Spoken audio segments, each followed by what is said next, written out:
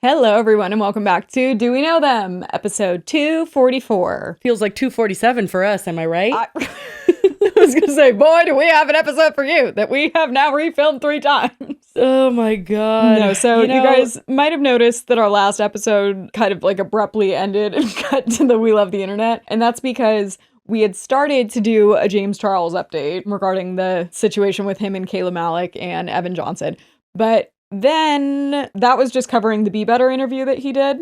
Well, not he did. That Zack Sellars, who is Evan Johnson's like ex-best friend, he had done an interview exposing James Charles with Be Better. It was very like Barbara Walters style. Since then, James has responded, then Zack has responded. There's been a lot of developments, you could say. So we had to scrap that coverage of it. It just seemed way too, like we couldn't just come in with a voiceover, which was fine because we were going to include it in this episode. Mm-hmm. Well, an hour into filming, Lily's power went out in her room and we lost all that video. And she could have re-recorded it with her amazing acting skills, but she's never really done an hour before. It's kind of, you know. It was going to be a lot, because also I'm not a one-take wonder. I need to, some of the lines I have to redo, and an hour was going to be a lot. And then we were just going to pretend that, because this is the same thing we were wearing in the latter half of this video, but there's like a few changes. One, I dropped something on my shirt, so it's like kind of fucked up. Also, my nose ring fell out last night. Our makeup isn't the same. We're like, I don't think we could pull this one off. Let's just let them know we're refilming. I was like, I'm still wearing it because I haven't gone to sleep, but I had the same incident. I got like eyebrow powder got on my shirt, and then I was like rubbing it frantically. I don't know if you can see it. I think I got it off, but anyway. We're back. But alas, here we are. And we will cover this. For better or for worse, we will be here and we will cover it. I'm sick of it. Yes. Where do we begin? Well, there is a lot to cover, so shall we just get right on into it? Absolutely. So where we left off was covering Zack Sellars, who is the ex-best friend of Evan Johnson, who is Kayla Malecc's abuser. Okay, we have a whole episode on that kind of connection, and we cover Zack's coverage of it because he was, I guess you can call him at that time, like presenting himself as a whistleblower and like saying, you know, I used to be friends with Evan, but really I was manipulated, and this is what really happened. And one of the main things that he did focus on was James Charles' involvement. So that's what we covered. We covered the fact that Kayla Malecc's friend, James Charles, because they had collaborated, hung out on a few occasions at least, James went after her ex after knowing how abusive he was. And that was disgusting for 1,000 reasons, obviously. Yep. He's straight, he's abusive, he's Kayla Malecc's ex. Like, it was just like unimaginably horrible. And that has snowballed into the biggest mountain of shit that, I mean, honestly, we text about it. And usually once we film something, we're like, okay, I never want to hear about that again.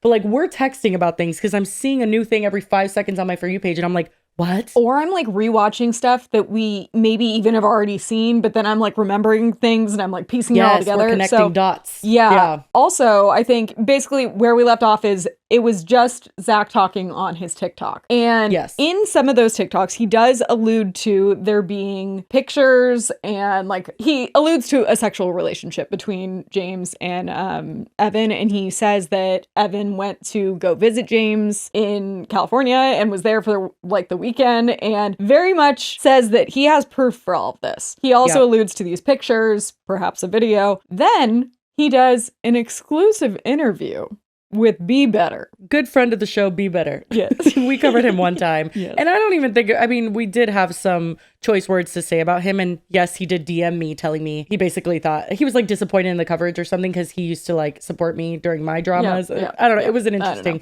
I didn't answer. Anyway, he's an interesting character, but we don't have a lot of negative things to say about him necessarily in this situation. I think just in general. Yeah, like this interview was just, it was a lot. It was trying to give Barbara Walters, not Streisand. And it was like the camera was on a dolly and it was like moving slowly. And he flew him out to Canada. Yeah, and not related, but Zack's sweater in it was insane. I could not keep my eyes off of it. If I was a bee, I would have pollinated on that. Oh my God. Anyway, so the interview is like an hour long and it's pretty dramatic. And Zack basically goes into more detail about the things that he had been teasing in his TikTok videos. So he specifically talks about the sexual relationship and the kind of content that they were sending back and forth. Yeah, he gets very specific and also very assertive in the fact that he is 100% sure that these things took place, that he saw them with his own 2 eyes. He says that there is proof of the sexual stuff on Evan's phone because that's how he saw it. And also, though, very little proof. It's like there's 1 3-second video that you can't see their faces, but the rest of it, he says took place on vanish mode on Instagram. So there's no way for anyone to see it. Would it be fair to say that you felt like the nature of their relationship was definitely sexual? It was 100% sexual. Based off of all of the messages of the messaging 24/7, the pictures that I, previously did not want to see, but I saw. I just knew it turned sexual because Evan was engaging back, but I felt like Evan just was like playing a game, but James was very, very serious. And then after they returned from their trip together, did Evan inform you of anything that happened between them? Yes. So it took me a lot to get it out because I was like, Evan, I know the conversations that you guys have had.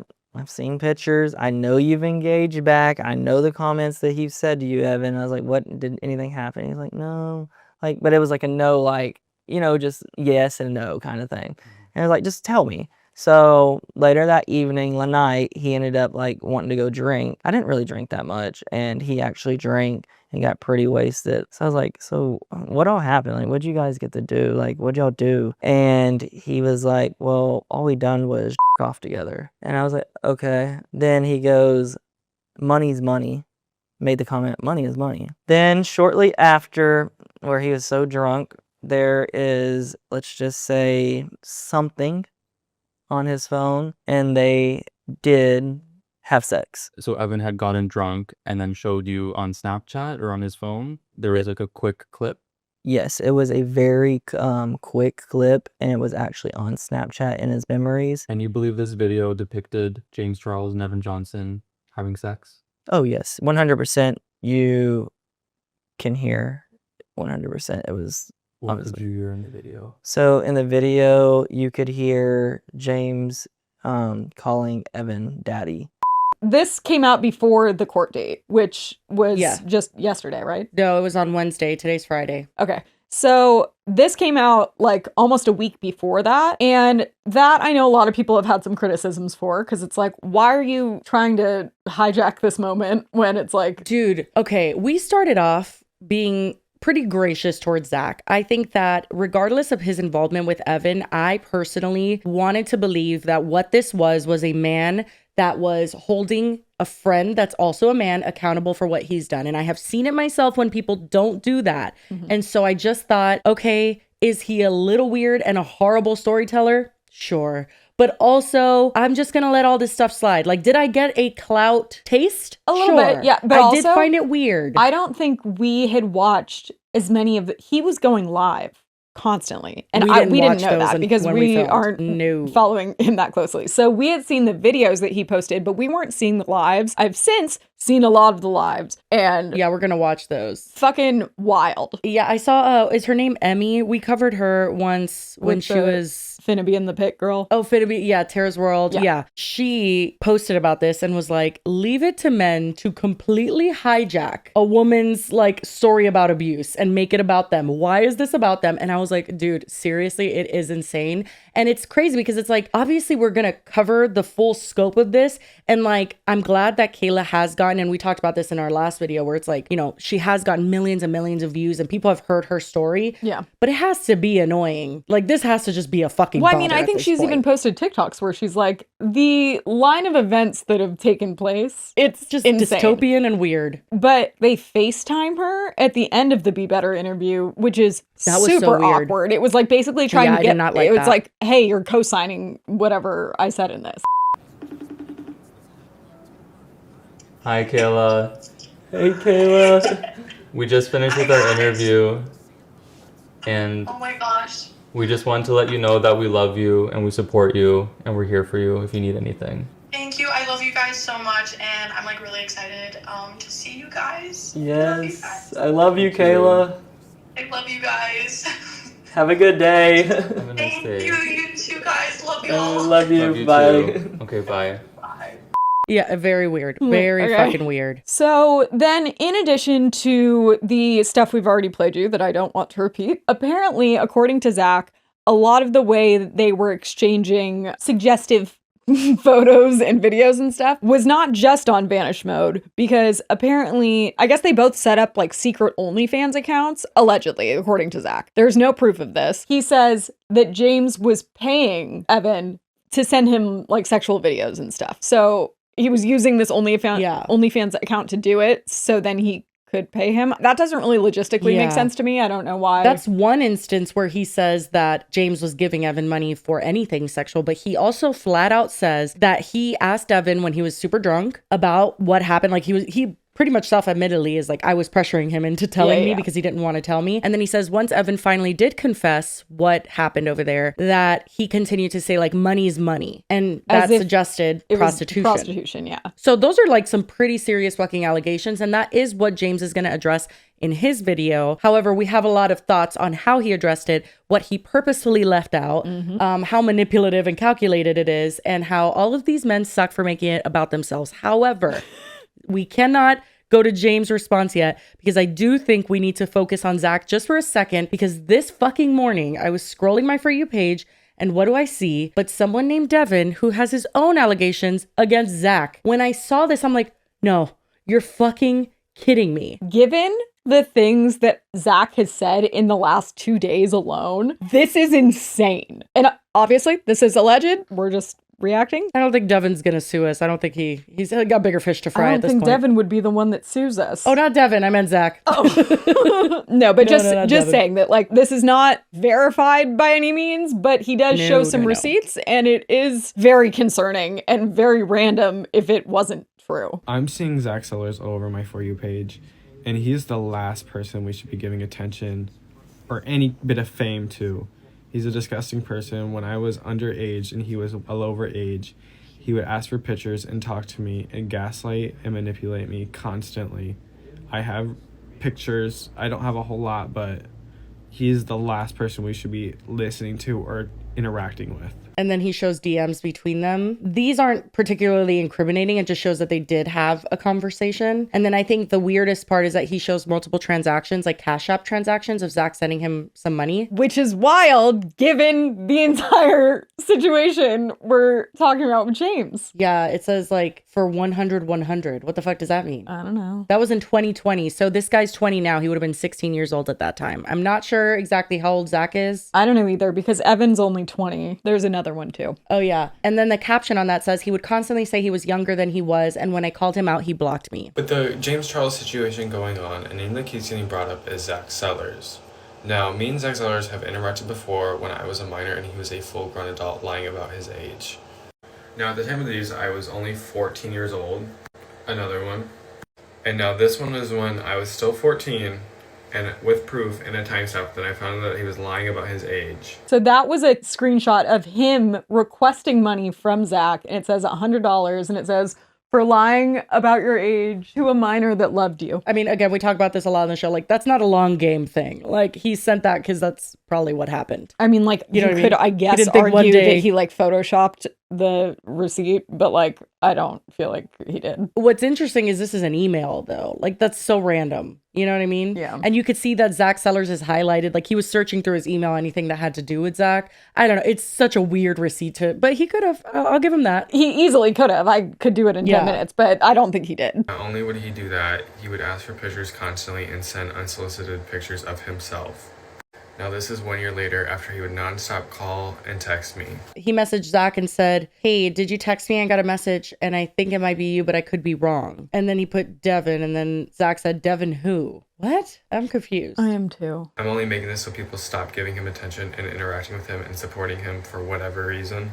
He's a disgusting person who deserves nothing. So one thing that I feel like we've learned to do in this situation is look back in people's TikToks, because we found some interesting one from Zack. A few of them, actually. Yeah. You know, honestly, he just seems like a Gen Z kid, posts random TikToks. Doesn't seem like this is a super calculated thing. More so seems like he was triggered by seeing Zack on his For You page. He probably has also seen Zack Sellars go off about James being a pedophile, because that's another thing. He has framed this entire thing as he's standing up for Kayla and like he'll do anything for Kayla. But then he's like also tying in, and not to say that James should not be criticized and reprimanded for his texting minors. Obviously, we've talked about that too. But also, even before we knew this new information, I did think it was a little weird how much he was trying to lump it together. And even like him responding to James, which we'll watch later, it's his response to James's response. He's like acting like court is gonna catch him for texting other guys. And also that caption on that last video from Devin says, I know I'm not the only one he would talk to. I hope others feel safe to come forward too. He's sick in the head. It's wild. If that's true, the amount of projecting, like, it's insane. Well, didn't you say that in one of his videos, he said if he had done the things that James had done, then he deserves to be held accountable or something like that? So here you go. I mean, guess. in that instance, he was referring to the Kayla stuff I got and like supporting Evan, but like, it's just, the whole thing is so weird. This is one thing that I found scrolling back in Zack's TikTok, not a lot, because he doesn't have a lot of TikToks, and it's him singing Unwritten by Natasha Bedingfield, which is an interesting choice. But then it says on screen, one thing I learned in this generation is to play the game that they play and you might make it. Weird. And not helping the Cloud Goblin rumors. I will just say that. Not at all. And listen, I understand one TikTok, maybe two TikToks. I mean, Kayla herself thanked him on his first TikTok. I think that if you really wanted to kind of fix whatever you helped do, which is support Evan in that time, and you wanted to turn that around, I understand trying to make it right publicly. And if Kayla appreciated that, then great. But what the fuck has this become? Like, actually, what has this become? He also points out at one point that, like, Kayla couldn't have come forward with the James stuff, so he had to do it for her. And I'm like, I don't really feel like that's the case at all, but okay. Well, and even if it was the case, that is not your fucking place. Unless she specifically asked you to do that, shut the fuck up. Because literally what this has all become is Kayla went to court on Wednesday. I cannot even imagine what she was feeling, and had all of this James stuff, because James didn't even wait for her to get fucking home to post his response to everything. Well, and he also teased it the day before, like less than 12 hours before he posted his response. He posted, it was a TikTok story and an Instagram story that says, I do not support Evan Johnson. And then smaller underneath it says, I'm hoping and praying that Kayla gets justice tomorrow. As I promised her privately, I will not be responding publicly to anything until after the hearing is over. Motherfucker had a camera outside the courthouse or something, because he posted it like immediately after. She didn't even make it home before he posted his fucking shit. And then all of a sudden, forget whether Kayla got justice or not. Now we're talking about James Charles again. Which, it's just like, by the way, tired. She did get justice. Evan did get put in jail, and he's going to be there for 18 months, I guess, was the sentencing. And we're thrilled about that. But the fact that he teased his response 12 hours beforehand, why wouldn't you just wait and post it? Like, why did you need to tease it? What was 12 more hours going to do? Because you wanted more attention? Like, yeah, it's honestly, everyone in this story at this point is showing such a disregard for her. And I know she's super young, and we've talked about it, but I don't even think it's made it on camera at this point. But like, we've talked about how she is recording a lot, posting a lot, touching base with people. I mean, filming outside the courthouse, getting ready for court. And although she can do absolutely whatever the fuck she needs to get through this situation, I've been to court. I understand facing your abuser. It's fucking awful. My heart hurts for her. I feel like part of her feels like she owes the internet something, or like she needs to do certain things, and people aren't helping by doing shit like this. Yeah. And I don't know. I just wish she would, go be with family and forget all these weird fucks who are leeching off of your literal abuse. It is disgusting. Well, and when you hear, and James addresses this in his response too, but Zack is like making a merch line where they're making like bracelets for domestic violence survivors. And he says he made Kayla the CEO of the company. I'm like, what? Do you know the last thing a person wants to do when they're healing from something like this is do shit like that? First of all, they don't even want to be talking about it as often as you are. And literally every single time she gets on the internet, it's your fucking mug there talking shit again about James Charles. He literally says that they're still like figuring out the logo. He means like we, as in like the two of them, I guess.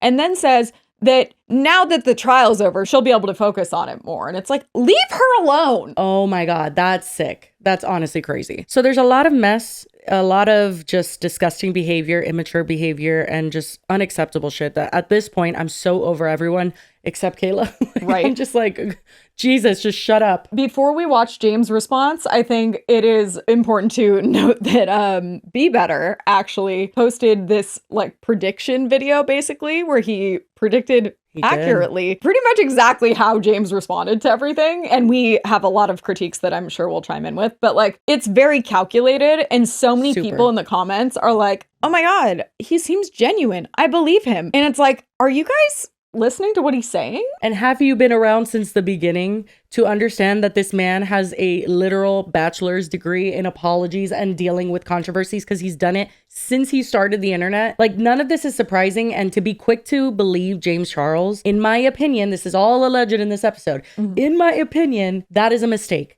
To believe what that man says at face value and not be like, let me look into this a little bit more, is a fucking mistake, because he has flat out lied. And I think in this video, he's not flat out lying. He's omitting He's the flat truth. out omitting shit. And he is doing so very strategically. And, you know, we can just pause him when we need to remind everyone what actually happened, because he definitely doesn't want to paint the whole picture. He just wants little pieces of it to make Also, himself look better. Can we just take a moment to realize how ironic it is that everyone's like, he's so genuine, blah, blah, when literally his whole narrative that we're about to listen to is that he was just trying to be there for Evan, and he went through something similar, and he was giving him advice.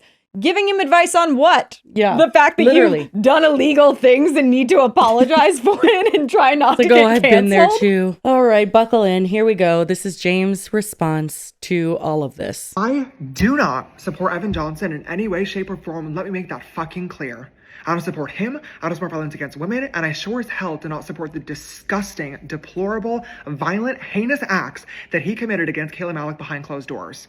I really fucking hope and pray that when this goes to court this week, Kayla gets justice. Because he pre-filmed this. So when we filmed this yesterday, Lily found an interesting little tidbit here. He says, I really hope that this week Kayla gets justice. But on his caption, he says, film this yesterday. And when he posted this, the court date was not yesterday. Yesterday would have been the court date. So he had to film yesterday this, would have like, been the day before the court date. So like in the video, you would think he would say tomorrow, but no, he said this week, meaning I think he filmed it even a few days earlier. 100%, which is ironically the advice that he allegedly gave to Evan Johnson, which was like, pre-film this and use it when you need it. That's what he told him to do. And we from are going to what need to we've take a little heard. detour and go back to one of those videos that Evan filmed, because I found something in that too. At the same time, the videos that I'm currently seeing all over my For You page are disturbing to me. This is not TikTok tea and drama for everyone else's entertainment. This is real people dealing with some really serious shit.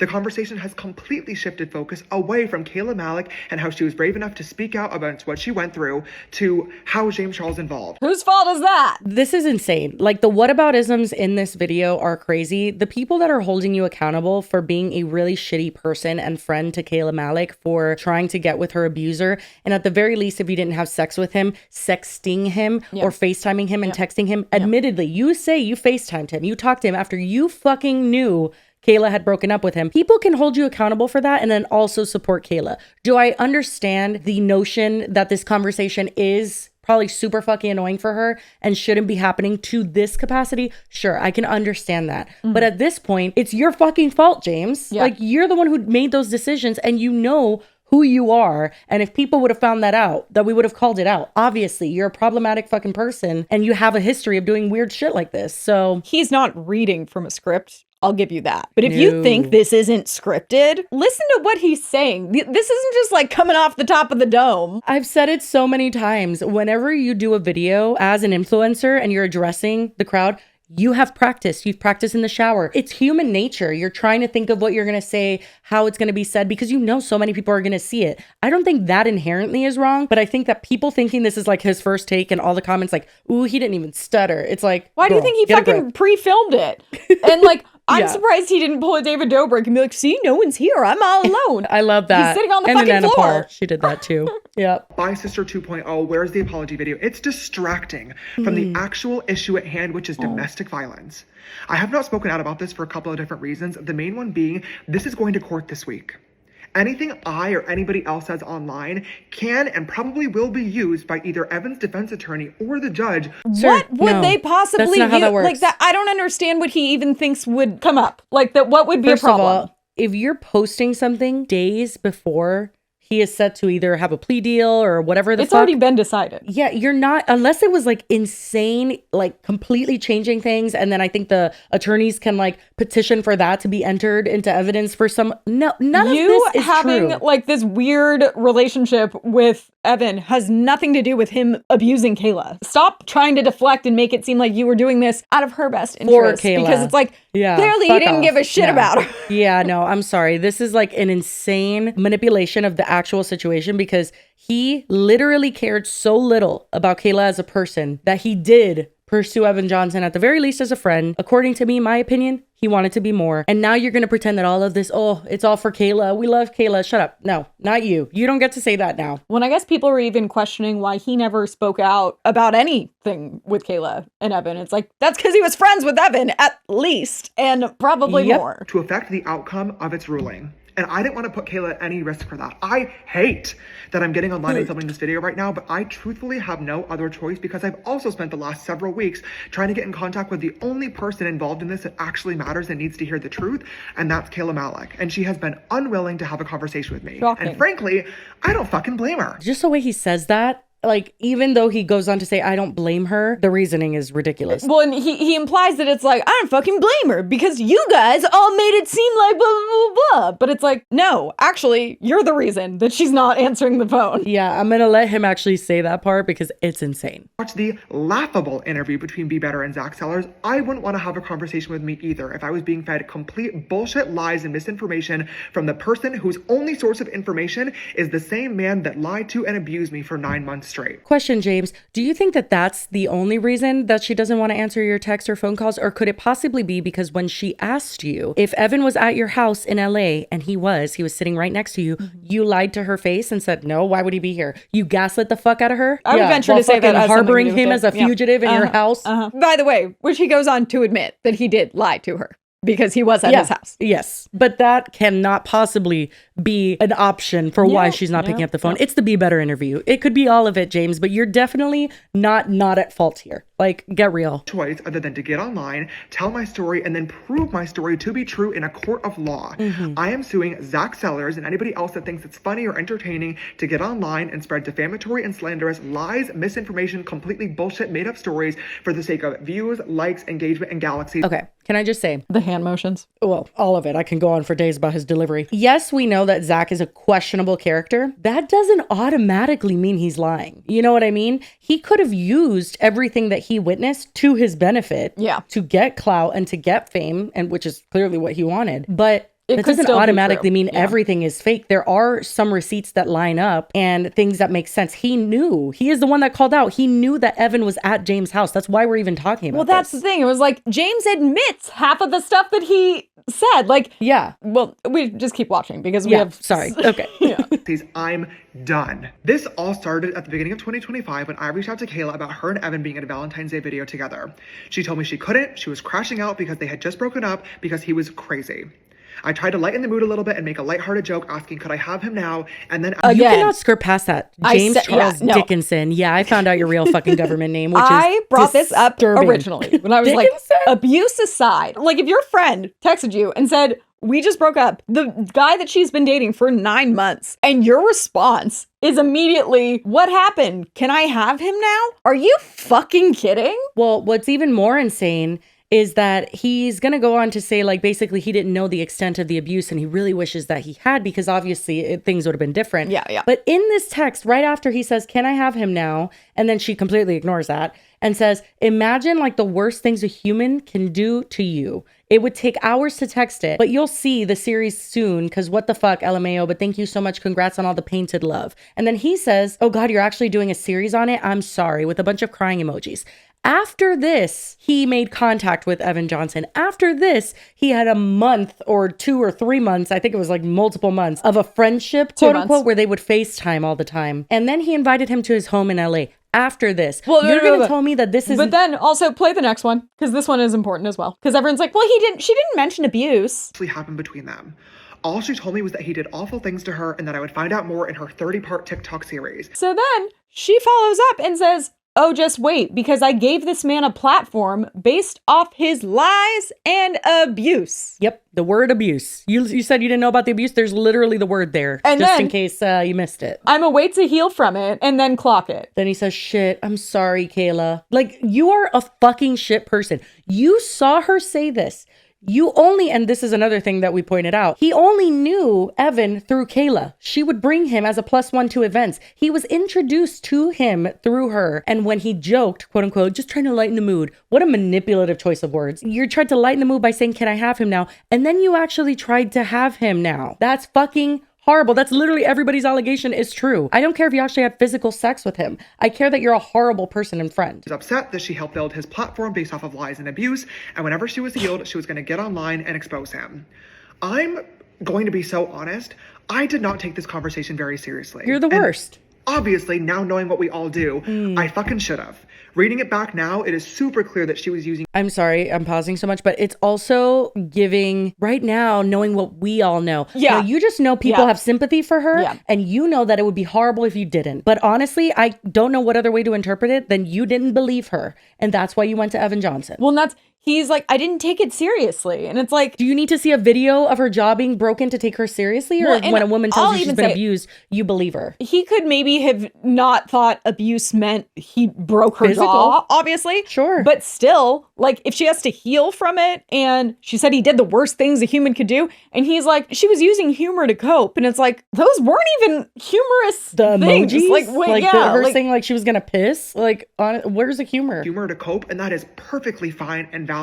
But at the time, I genuinely interpreted these messages as a messy breakup. Maybe he cheated. Maybe they got into a drunken argument that ended badly. I could have never imagined what she was actually going through. But wait. Even if that's what she went through. But then you were still going to hang out with him and befriend him after you found out that maybe he was cheating on her? Like, even that's insane. Yeah. You owed him nothing and her everything. Even if you guys were just coworkers, you're still horrible for this. Like, there's no scenario where you're not. A lot of Kayla's own friends and family have said they had no idea what she was going through. I wish I could go back in time and been there for her, tried to help her. That wasn't what she needed. She just didn't need you to go after her But ex. frankly, I didn't feel comfortable doing so. First and foremost, she obviously wasn't ready to talk about it yet based on her last message. And secondly, me and Kayla Malecc just weren't close friends. I don't say that to take away from her feelings about this. I don't say that to undermine what she went through. We've only met a couple of times. We collabed in 2023. She guest starred on a podcast with me in 2024, and we hung out at our mutual friend's Halloween party back in October. We've never hung out one-on-one. We've never had a deep conversation. I just really didn't know her that well to be able to interpret these messages and have a better idea of what was actually happening behind closed doors. And I wish more than anything I did, because I should have never gotten involved with this. Well, never gotten involved with this. Never gotten involved with Evan. Because if you were not really friends with Kayla, then one can assume you didn't know Evan at all. What are you talking about? So, like, how you would even get to the point that you were befriending Evan and having this weird relationship that he very much tries to frame as like a friendship, but he also doesn't deny all aspects of a sexual relationship. Yep. So But I did not know what she was going through. I really fucking hate to admit it, but I did have a brief friendship with Evan Johnson that started and ended well before I ever learned about any of the violence that was going on behind the scenes. But after she just told you all of that. Yeah, but also you just had to jump the hurdle of your friend talking about him being abusive, even though it was vague. Okay, whatever. You did have knowledge. This is like so intentionally omitting what actually happened. The same exact story that Zack Sellars believed and then repeated on the Be Better podcast, which was that the relationship was toxic, they both said things and did things that they shouldn't have, and a bunch of other stories that genuinely made me believe Evan Johnson was the victim in the situation. He told me that he moved back to Nashville to go to church and get therapy and try to become a better man, and he seemed vulnerable. He seemed real, and he seemed scared that Kayla was going to get online and start telling lies about him. Right. And he knew exactly what to say to relate it back to a situation that I was in that made me have sympathy for him and be on his side. So the minor thing. Yeah. That's So insane. the similar situation is that they, again, both committed crimes that they were scared someone was going to expose and they needed to cover up. Fucking like, insane. What do you mean? But also, I think that that's an interesting time that we can go back to that thing that I sent you. This is a video that Zack Sellars took. It's part of a much longer, like, there's several video clips. But this one I saw today and I was like, that's interesting. I don't know. And then the PTSD, I think that's insane. I think that's more so people feel more sympathy towards her because she wants to make this thing seem so out of pocket. Like I said, I'm talking to someone that's really up there that's dealt with a lot of controversy. And he's telling me she's doing this for clout, which at the same time I don't get, because if you truly love me, why are you doing something to hurt me and just get clout and roll off of it and get views and turn it into a series because you have nothing else to post about at the time? So he is saying that James Charles said that told Kayla him was that doing it Kayla for was clout. doing it for clout, which honestly, I mean, I'm not quick to believe an abuser, but what I'm thinking is that his friendship with Evan alone comes with realities, and that reality is that you didn't believe Kayla. Yeah. You didn't. Like, you found Evan attractive. You wanted him. So you were willing to put aside whatever she had told you about him doing the worst things a human being can do to you, which is pretty bad. You know, she's alive. But other than that, it's like, it must have gotten bad. You had to ignore all of that. And then you went to Evan. That pretty much already says you do not believe Kayla Malecc. You probably do think she's doing it for clout. So I find this very plausible. Well, and I do think if you look back at the text messages between James and Kayla, his response was, oh, you're really doing a series? But then if we continue watching James' video, he says that Evan reached out to him for advice. Why in the fuck would Evan choose to reach out to, of all people, James Charles? Which he might have met once at an event as Kayla's +1. Maybe each time, but like, Yeah. they were not friends. So why would he not only go to James Charles just in general? That seems like just a really random person to be like confiding in. But then also, why would you go to someone that you know is friends with your ex that would probably, if he was a good friend, tell her if you were messaging him? So I do not believe that Evan was the one that reached out and facilitated this friendship and asked for advice. I think that James found out, well, this is absolutely alleged, just a theory. Speculation? Yeah. Speculation that makes a lot of sense, but sure. Go off, Queen. Based on what also Evan just said, looking also at the text message between Kayla and James, I'm thinking he saw they broke up. Can I have him now? He went and he messaged him for, maybe he responded to a story or something, and that's how he like started talking to him. And then he brought up potentially that she was doing a series. If anyone watched Kayla's live that happened right before this Evan video that was filmed, because that was why he was filming those, but also it's because James told him to, I guess. That was like his advice to like have these ready to go. Keep it in your back pocket. Yeah. Yeah. Hypothetically, I think one possible theory is that James reached out to him, told him maybe that Kayla was planning on doing this series. I don't know if Kayla maybe teased that she was doing a series in the live. I could be wrong, but it seems like they had talked about this series. James probably reacted to be like, oh my God, yeah, like people trying to expose me all the time too. But he knew that that was his in to be like, hey, I have advice that I can offer you. And then he was trying to pursue something obviously sexual. Yeah. I think that what is very interesting is that James is always very particular. You know, when he wants to prove something, he's going to throw those receipts on screen. Why didn't he throw up their first conversation? Who reached out to who? Evan was pursuing me, show us. But he doesn't. Because it didn't happen. Right. I feel so fucking dumb for ever believing him, but when I was in a similar situation, all I cared about was anybody treating me like a human being and hearing me out and being there for him, so that's what I tried to provide. We became closer, we would start FaceTiming, he was very suicidal and depressed, and eventually he told me that he wanted to come out to LA to escape and get his mind off of things for a weekend, so I invited him out. All we did was sit on the couch, order food, watch movies, but over the course of the weekend, I slowly started to notice that some of his stories were not exactly lining up. There were inconsistencies, and I started to get worried that I might be on the wrong side of things, and that was confirmed as soon as Kayla noticed that he was at my house and I had to lie to her. I didn't know what to do. I realized then that I was in the middle of a very fucking messy situation that I should have never gotten involved with in the first place, but this man was staying with me, and I didn't know how to get out of it. Later on that night, I told Evan straight up. Him saying, like, it was confirmed when I had to lie to Kayla.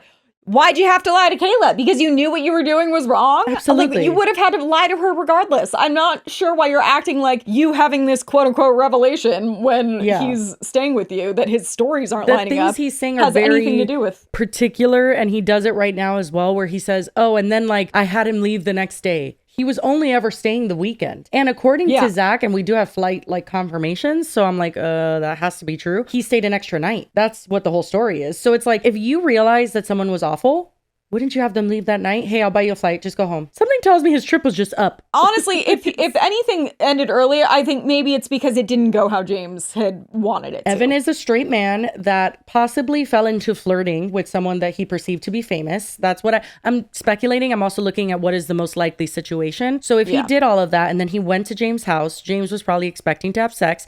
And Evan chickened out. He was like, I don't actually want this, which could have very well happened. Would that make Zack a liar for lying about them having sex? Sure. But James presents the sex thing as the only thing that matters. And everything leading up to it is what matters. To me, that doesn't make any difference. No. Who cares if they had sex? Because also, to even get to the point that you were like, we then developed, like, we started talking more and we developed a friendship. And I was there from...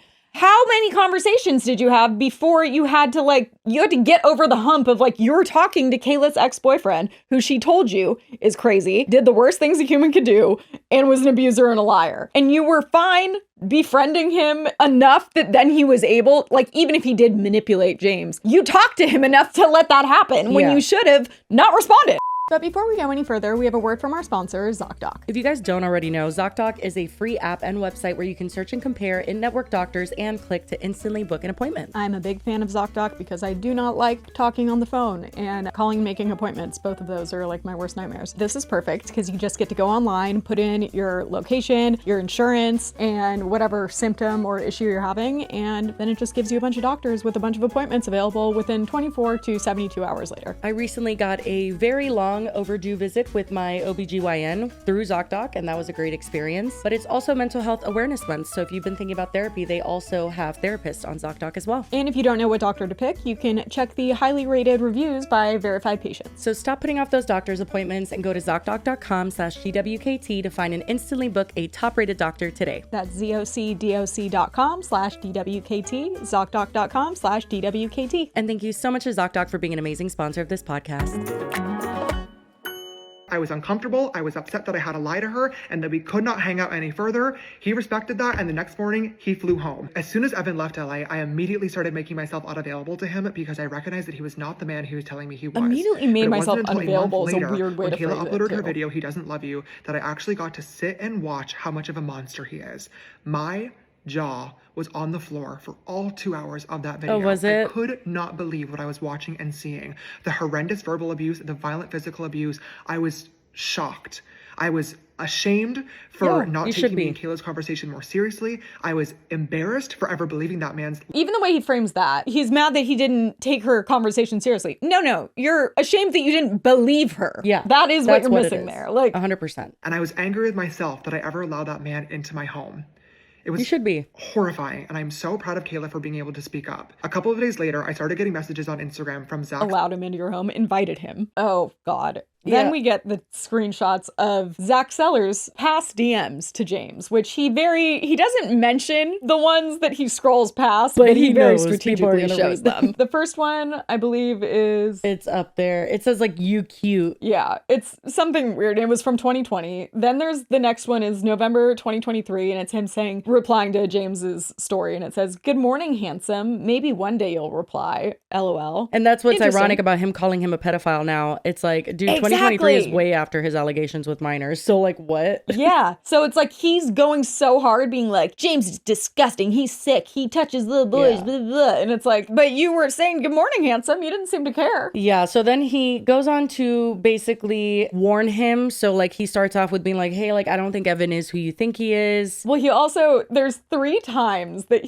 because at this point, Zack and James have never communicated one-on-one. Right. But I guess Zack was in the car while Evan was FaceTiming James. I guess they were going to a casino because he proceeds to mention it 3 separate times to be like, no, I was the person in the car with Evan. It's just very cringy behavior. It's cringy, yeah. Yeah, and I think that James is right to call out that Zack is a clout goblin. However, 2 things can be true. Yeah, exactly. His situation with Evan Johnson still happened. And it's only being talked about because Zack called it out. So do I think that Zack girl bossed a little bit too close to the sun? Sure did. Sure fucking did. And I think he did it for alternative reasons, whatever. But what we're watching right now doesn't change the fact that you did what you did, and we only know of it because of Zack. So I feel like here he's trying to discredit all of it. And he admits it. Yeah. I didn't see these messages at first until he made a public TikTok accusing me of still supporting Evan behind the scenes, and I messaged him right away because I was confused. His messages genuinely seemed nice. He seemed like he was checking in, warning me to make sure that I was okay. James's responses are the ones where it's while he was at Coachella, and he says, like, Coachella is his busiest time of year, so he didn't see the messages. It's like, okay, that's the douchiest thing you've ever said. On top of that, he asks Zack to take the videos down and Yeah. get on a phone call with him, which Yeah. I think is very interesting and strategic, but maybe he just wanted to chat. That's the thing that I keep going back to. Sure, you could both be wrong for supporting an abuser, even for whatever length of time you did it. And you can admit that you were wrong and that maybe you skipped signs or whatever the fuck. But he didn't know Kayla to compare it to. You hung out with her on multiple occasions. You had her in your home to do her makeup. You spoke to her at length. So it's like, regardless of whether you were best friends or not, you knew her as a she hadn't person. talked to Zack before they had been friends. Yeah, for him to equate both of them and just be like, why are you demonizing me? Well, because you should have had her back, even on an Well, it's another acquaintance level. whataboutism. Yeah. James Charles supporting Evan Johnson behind the scenes snowballed into more videos, more content, and then live streams. Every single night, Zack has been live asking for galaxies in exchange for showing more receipts. I don't know if that's true. I do know he was on live a lot. If he really was asking for galaxies, I mean, that's giving Ash Trevino Followers for their cities and locations so he can go on tour with Kayla after this is all over with. He's even been That's asking for fucking crazy if donations on that's true. PayPal to fund a merch line. Yeah, this that has did happen. nothing to do with getting justice for Kayla and everything about making an opportunity for himself. And the perfect one came along when Be Better flew him out to Canada for their podcast interview. Aside from the timeline that I just told you guys, everything else in that hour-long episode is complete bullshit. But also, it wasn't the Be Better interview that got him to start saying all of this. It was before that. So it's not like that was his only opportunity that he brought all this up. He'd been saying it We already. covered it before he And did what the would Be have Better provoked interview. him? Yeah, like what would have provoked him to start saying it and think he was gonna, I don't know. He didn't have the motive followers. He is didn't have any strange. sort of support in the beginning other than, I think he maybe had like 1,000 people or something. He wasn't even regularly posting. Maybe he started telling things that he actually knew happened, and then he Girl got bossed carried a little away too close to the and- sun.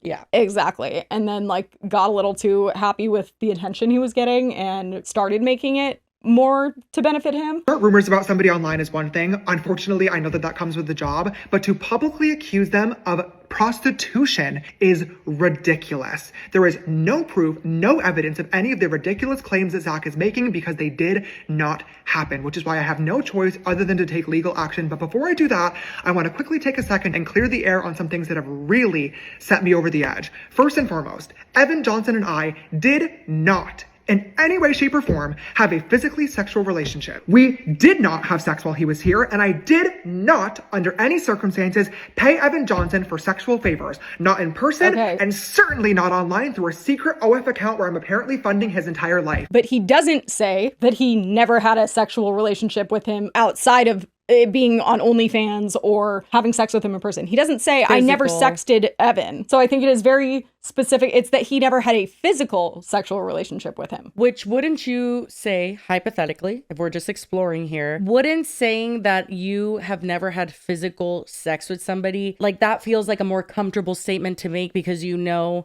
number one, this is posted after court. He knows he's going to jail.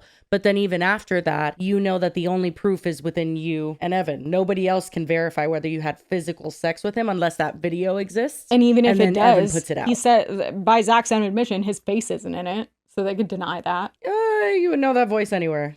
AI. I feel like there could be arguments against the legitimacy but it of seems like that for makes sure. more sense why he would feel more comfortable saying that, not saying I have never been sexually interested in him. I have never sent him pictures. I have never sexted with him. I've never expressed that I wanted anything sexual with Evan Johnson because I don't believe that that's the truth. I think that's purposely omitted from this whole statement. For sure. And he's saying it with such confidence because he wants people to like I don't think people are realizing that he isn't acknowledging the entire first half of their relationship. Correct. The majority of their relationship, Yes. which was not in person. Yeah. So it took me 3 days. Okay. And how many months were you FaceTiming and exactly. sexting him? It was like, which you were arguably probably talking to him more and having like deeper conversations when you weren't with him because it wasn't awkward or anything. Yeah. You gave him more time, energy, and consideration than you ever gave Kayla Malecc. And I think that is what people are upset at. And you tried to get with him. Regardless, just and own you it. also Then. are saying you didn't believe Kayla because you weren't that good of friends with her. And yet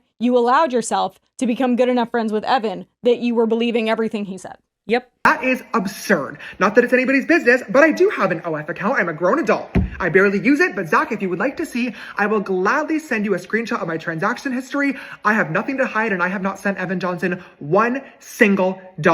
Zach claims to know all this information to be true because he pressured Evan into getting drunk and telling him what happened on the trip.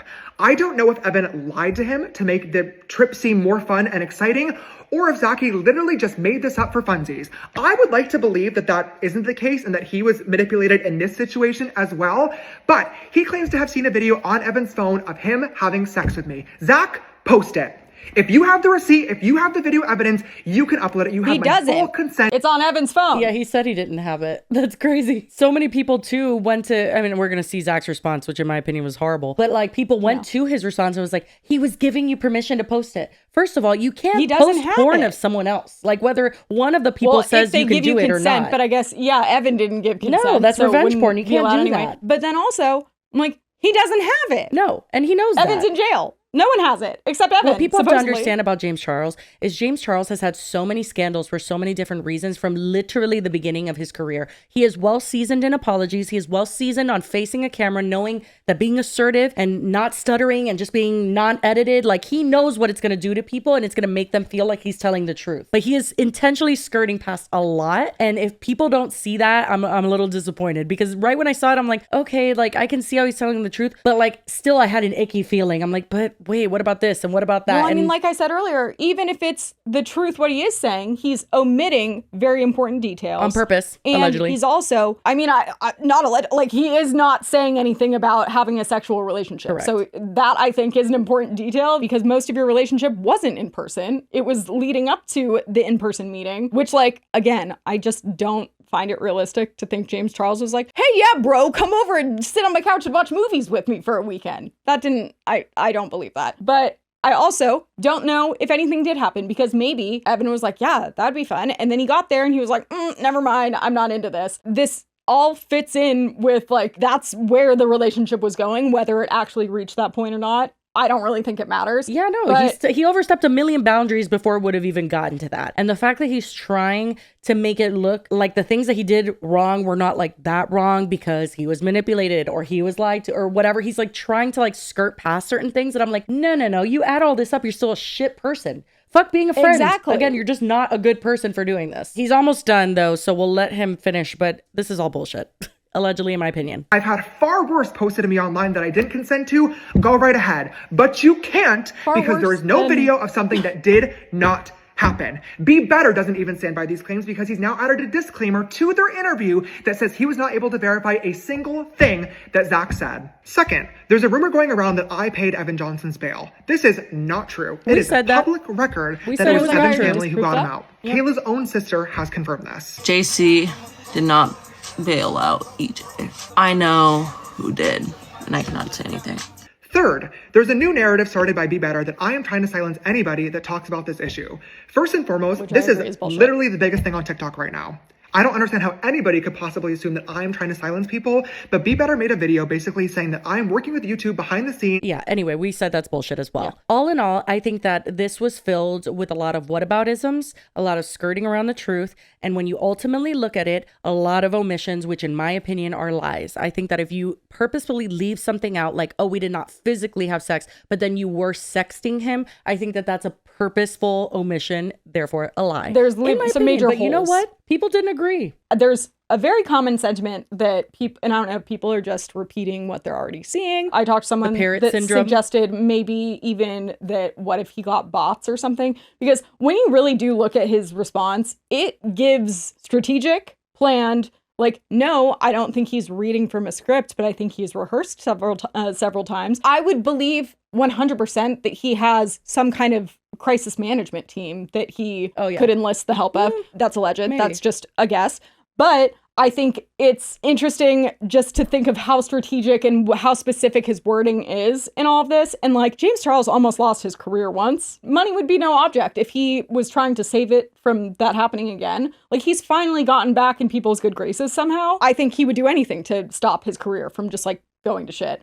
So I don't doubt that he would be willing to invest in making people not believe all of this. And I think that this could allegedly have been a very clear example of like a team working through the possibilities of like what people would believe, how you could frame something, how you could set up the entire acknowledgement. Maybe, but I think I'm just so disappointed, and I do think it's the parrot syndrome thing we talk about a lot. Like all the comments, like this actually low-key seems sincere. Okay, so like wait, what world are we living in? But so what I was going to say about that is that a lot of them are about he did not stutter. Stutter is mentioned a million times in these comments. Someone I was talking to brought up like, I wonder if they got bots to comment. Yeah. But he has a lot of likes too. I guess maybe they could be bots that like as well. Oh no, or people might be liking them, but it's like to sway the narrative. Like a few people are commenting that, and then other people see how other people react to it, whether they're bots or not. I mean, listen, I've seen it happen a million times where people, I mean, you could even watch something, but then you go to the comments and it starts swaying your opinion because you're like, oh, well, the majority of people believe this. And so then you start believing that. I find it incredibly disappointing. I can only think that these people are probably really young, probably have not been around for James Charles' entire career. They don't understand how calculated he is as an individual. But this in general, this response was a whole lot of calculation. There's comments like, he came with receipts. No, he did not. He showed the text conversation, which was not a good receipt, in my opinion. Well, that's the thing. Against him. He came with receipts and then told you it was like something else than it was. Anyway, really quickly, we're going to watch Zach's response, and then we have to get to our second topic. I will say Zach could have taken a beat before he posted, but you know, he just posted. So it is what it is. Hey, James. So I'm on here because I'm responding to your video because you're going to sue me, and I can't wait to receive those papers and take this to court because everything I have spoken about is the absolute truth. Kind of crazy that you've been blowing the hell out of Kayla's phone up and she's not responding to you because she knows what you are and she knows the character that you are and she knows it's the absolute truth. And then you want to bring up Kayla's messages, my messages, but where are your and Evan's messages off Instagram? Oh wait, it was vanish mode. But just because it was vanish mode does not mean that we can't get a hold of those messages. Because when this goes to court, we will be able to get all of your Instagram messages. And I'm scared for whenever they get over to your Instagram and see all of your Instagram messages and all of your vanish mode because you don't want no one to take screenshots because who you think you are and who you are. But I'm scared that there's going to be all these little kids that are going to have to come forward because of all your past allegations. They're going to also look at characters. They're going to look at my character from the past, and they're going to look at your character from the past. And your character from the past is absolutely sick.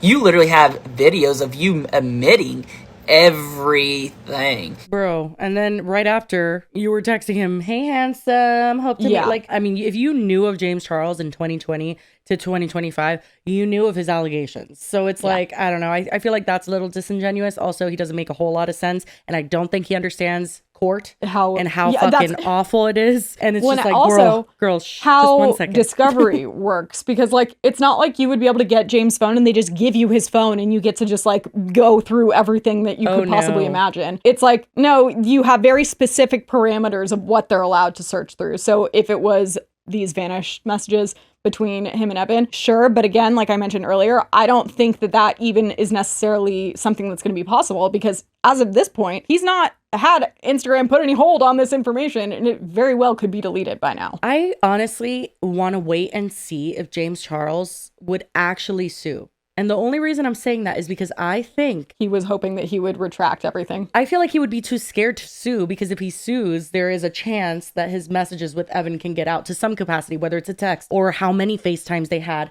or all of this stuff. That looks really fucking bad. So I know it happened. I know he did talk to him for months. But if it was just FaceTimes, like if any of the sexual stuff was only in vanish mode, in the vanish mode, maybe James has an idea that that wouldn't be accessible anymore. Then that's why he's so confident. So hard to like just continue to sue someone that maybe told some lies or exaggerated the truth to some capacity for sure.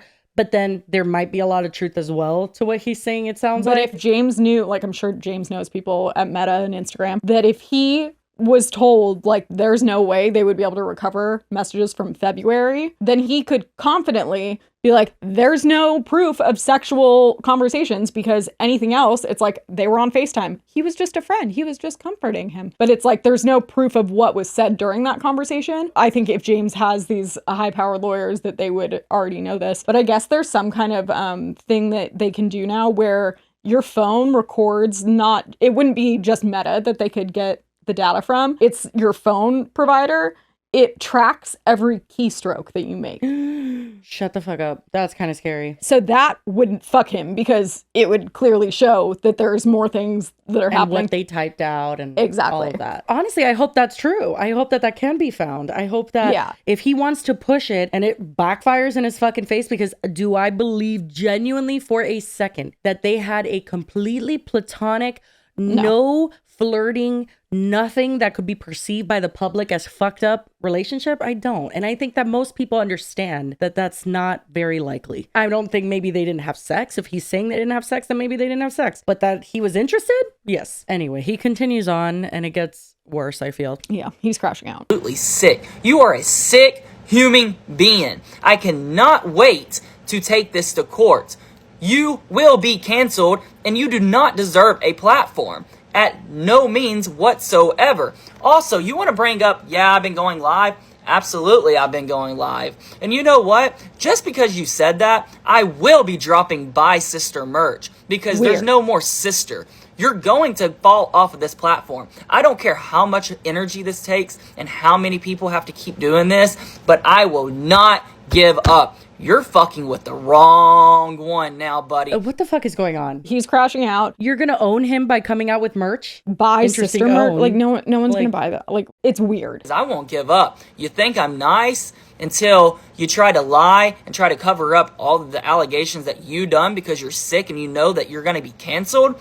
I'm not going to let that happen by no means. So also you wanted to bring up that you reached out to my modeling agency, your legal team did, and because that was the right way to do it, so be it. Okay, if that was the right way to do it, then let that be. But my legal team has already been in touch with yours. We're waiting on the papers because we will be subpoenaing your phone. No matter if you have 1, 2, 3, 4 phones, whatever. Because I do know there has been kids that have reached out to me and have shown me evidence where you have said, don't take screenshots. And also, the Instagram messages have been on vanish mode. So this is not just, you taking up for, DV and being against Kayla. This is a lot more to it. So I cannot wait to bring this to court. This is quite the juxtaposition from him trying to warn James after knowing how abusive Evan is. Yeah. And being like, hey, like you might not have known, like let me just whatever. To this, it's like it is a lot. And I could see how he could seem like a disingenuous messenger. I can see that. Well, because he's then now trying to bring in stuff with potentially minors again, and like a different story that's like that would be a different case. You can't bring it all to one case. Take it from people who know. It has to be very relevant. The case isn't about that. It's about James coming to you about defaming him. So it's like, while there could be contextual like evidence that you bring up where it's like this shows the kind of person he is. Again, it's not like you just like get a hold of all of James' phones and can go through it at your leisure. Like that's not how it works. So then, as Lily mentioned earlier, he went live after this, and that was not the best choice. Well, that's also, he claims he has this legal team and that he's like getting ready for court and stuff. I was like, no legal team would sign off on you going live and flapping your gums for the next, like, he was live like for a while. Flapping your gums. What do you mean? Like, your lawyer would be mortified if they were watching this. Yeah, this is on, I don't know what, I think it's like 2x speed that the poster put it on. So just slow us down if you're not already. Also, not it being in a battle. Of course it is. Because why wouldn't it be? We're just literally living in hell. I probably shouldn't have added that in the video, but I was so overwhelmed because how he reacted to that video. Like everyone else has said, it was planned and it's just ridiculous.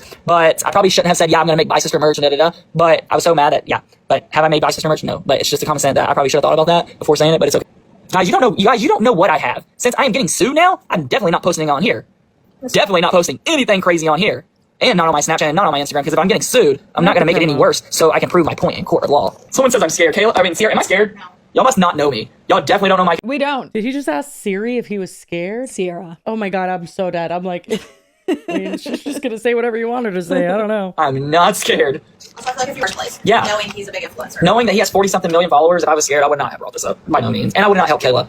Actually, what I done for Kayla, and it sucks, some of these Kayla supporters, are like, oh, JC, wait till you guys hear Kayla's story, and then it's gonna be very sad, and it's gonna be sickening for some of her fans that are gonna be like, wait, like, I'm lost, or I shouldn't have listened to that video, this and that, because Kayla has a lot more also. A lot more. So just be ready for her platform to come out. I'm not giving up to a pedo. Don't you dare tease her involvement. Oh, he does it multiple times. It's disgusting. This isn't a trailer for drama. Like, stop telling us what's to come. Like, Let her talk when she's ready. That's what he's done for every video he's posted. It's like teasing the next part. Like, it's a lot to gather. It's a lot to put out. I need to do it at the right time. And like Fuck all this off. weird shit. But then also, I'm like, now people are going to go to Kayla and be like begging her to say something. What he did to Kayla, and then on top of that, the things that him and James did. I'm not getting up on that because I saw firsthand. I saw pictures on Vanish Mode sent through Instagram firsthand. All that can be brought back to light. Just wait who's going to come off on top on this one. Promise you that. And I will take care of Kayla for the rest of my life. I will make sure that I promise you, y'all will see. What does that If you mean? care about justice for Kayla, you would have never posted any video today. You should have posted that video a week ago because everything you talked about, there is not one thing you talked about that could have hurt her case.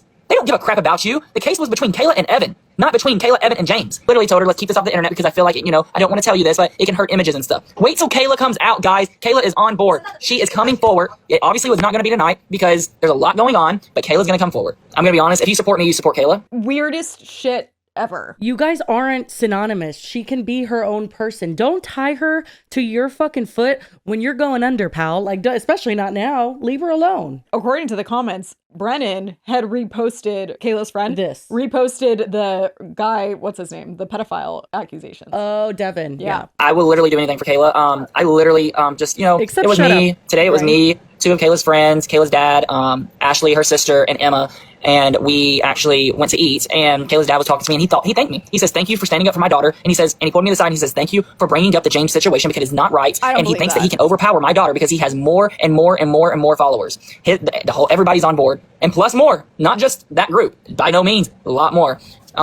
But I just wanted to do a good deed, and I bought, like, you know, I don't want Kayla to have to spend any money. You know, today she's already having to, like, spend so much money being in Nashville. So, like, I bought everyone's lunch. Everyone's Oh lunch. my God. I can't. you know, Somebody I literally shoot was me like, dead what are you on the talking spot right about? now? Like, I don't care, Zach, if you bought lunch. I don't care if her dad thinks that this is great. What you're doing is weird as fuck. And you need to stop. And especially now that allegations are coming out towards you, just stop it. You have tied yourself, actually like bonded yourself to her story. And it's not okay. Like, you're not Kayla. it keeps getting worse because he talks about the bracelets and stuff. I'm just that nice person that I will literally, I will give my last dollar to someone.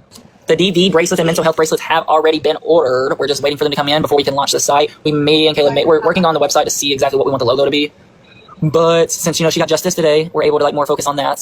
So that's exciting. And a lot, hopefully, you know, this is going to open more doors that, you know, James's victims can have a safe place, you know, to seek counselors and speak to someone. What are you can talking Devin about? speak to a counselor there, or is that not an option? What happened to this being about, like, him being an asshole and, like, pursuing her ex-boyfriend? Like, why are you now lumping this in with victims that do more victims exist? I mean, honestly, I wouldn't be surprised, but, like, it's just weird. Someone about, hey, like, this is happening on the internet. I was told not to say anything, or I'll be damaged to this, blah, blah, blah, whatever James has told them. This is going to be a life changer right here. This is going to be a life changer. Someone said, can y'all stop sending gifts to me? Get out of here. Block them. Get them out of my life. Thank you, Kaylee. I love you. Because I actually still have supporters. Not unlike most of you in here, y'all only support James, and y'all obviously support pedos, which is sick. So y'all must like touching little children, which is sick. But I actually have real supporters in here. Also, the Just because what James said doesn't mean everyone turned on me. I can promise you that. Who said I was famous? Never said I was famous. By no means, never said I was famous. Guys, there is legal teams involved now. Just to prove my point, you guys will see through the courts if it goes to court. We're not sure what's going on. We don't understand why there's so many frank phone calls back and forth from his law firm to my law firm. My law firm didn't want to take one phone call. She wanted everything on paper. But they don't want to put anything on paper because paper, have you ever heard of paper trails never go away?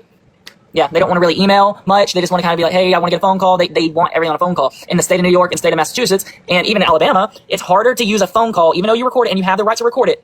It's harder to use that against evidence. Some judges don't like it. Kayla is on board. I'm not going to sit there, guys, and literally leak me and Kayla's messages because mine and Kayla's messages are completely private, and it's none of your guys' business whatsoever. And if you choose to not support it, don't support it. No one's begging you to support it. We have a lot of big investors and a lot of other charities that are supporting us already. So we're doing a pretty good thing.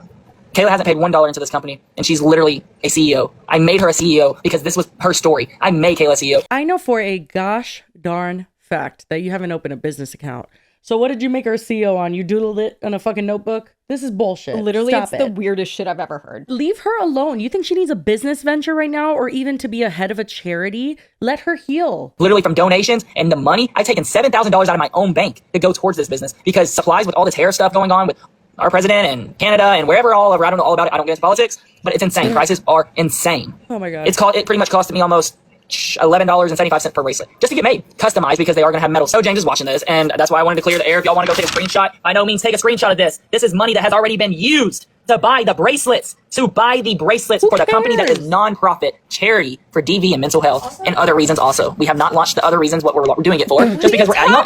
I do want to clear that up. Apparently, no, guys, I want to clear this up, and y'all can literally clock me as much as y'all want and cancel me. But James literally said, oh, also, and he added Kayla's sister's clip in there and said, someone was saying, did JC ever bail Evan up? If I'm being honest with you guys, it was my aunt's company that is the bail bondsman for Sumner County that had him out on bail, and then his father had to come pay for all the bails. I have all of that proof. Kayla knows all of it. I'm sorry, did you just out your aunt for being the bail bondsman? I don't know. It doesn't make any sense. What the fuck is that? What is that an own? Like, how does that make any Like, he's basically saying, like, he never said it was James, and it's like, okay. Okay. But now it was your aunt? Like, I'm scared. What's happening? All of that. I never once on this internet said that JC paid for the bail. You guys kept saying it was, you guys kept saying it was Evan's sister, and I said, no, it was not. I said it was literally his father. His father has paid for all of his bails when he got bailed out. Not once have I ever said JC was going to the court date, nor did I ever say that James paid for his bail. Obviously, if y'all have little brothers, y'all must want y'all's little brothers to get with him so y'all can get free makeup or whatever. Now, if he can get out of messing with children, he can get out of this by easy. Kaylee with a galaxy. James, I just got a galaxy. Thank you, Kaylee. I love you. Screenshotting all these people. Screenshot all these people so we can send it to Kayla. I got to. All these people that are against Kayla, I really want her to know that, like, he just profiting said, off her, guys, look, we're going in business. He just said, screenshot all of these people that are against Kayla. I want to show Kayla. Why the fuck would you want to show her people that don't support her? Like, that is insane. She needs to block. And the fact that he was there at court, I mean... Which he brags about in another video. Yeah, she needs to get the fuck away from him. He is not a good friend, and he is definitely trying to leech off of her abuse, and it's disgusting. Business together. I spent over $4,000 on bracelets for her that say for us. That is going to be a charity, a non-profit charity at that. By profiting off her, I have not even touched my creator fund. But no, I will be happy to make a video to show you my creator fund, show you my Venmo, show you my PayPal, show you all the receipts that I've ordered merchandise. I will show you everything. I'm not hiding anything.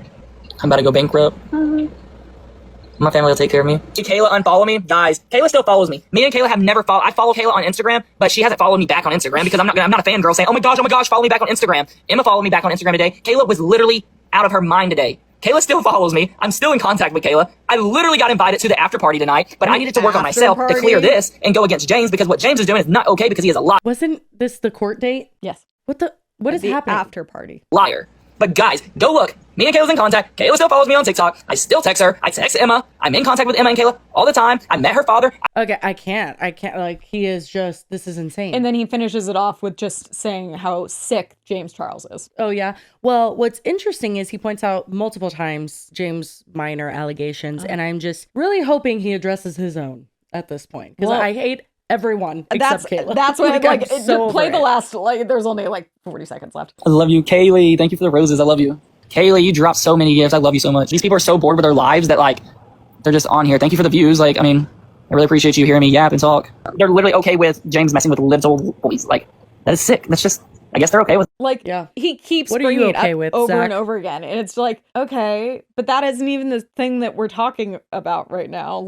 Seems like projection now that we know what we know, but it's insane. Who knows? So then, lastly, we have Brennan's response. We don't really have time to watch it, and it's not really necessary that we do because Brennan, if you don't remember, he is the best friend of Kayla, the one that Evan always thought that she was sexually interested in, and it was the source of a lot of the fights and stuff. And so he came out and basically said that he doesn't know for certain that James Charles had sex with Evan, but that he feels like James Charles' response was bullshit, essentially. Yeah. And so one girl in the comments says, I'm not going to believe anything until it comes from Kayla. It's not like James Charles couldn't make things disappear. And then Brendan says, she will. I just hopped off the phone with her. Trust me, he will. So, but also, I've seen the sentiment from a lot of people, and I'm kind of like, well, what's Kayla going to say that's going to change anything, though? Nothing. They're just making her now need to be a person that addresses this when she should just be healing from everything that happened. She doesn't need to address this. She didn't do anything wrong. Again, if she was on the fucking FaceTime of Be Better, she has liked countless comments about James Charles having been with Evan. She obviously feels like James Charles wronged her in this situation. At this point, either you think he did or he didn't. Either you would be fine with that if somebody did that to you, or you wouldn't be. Me personally, this would be really fucked up and I would never speak to that person again. It says something about his character, and I think that it's a perpetual flaw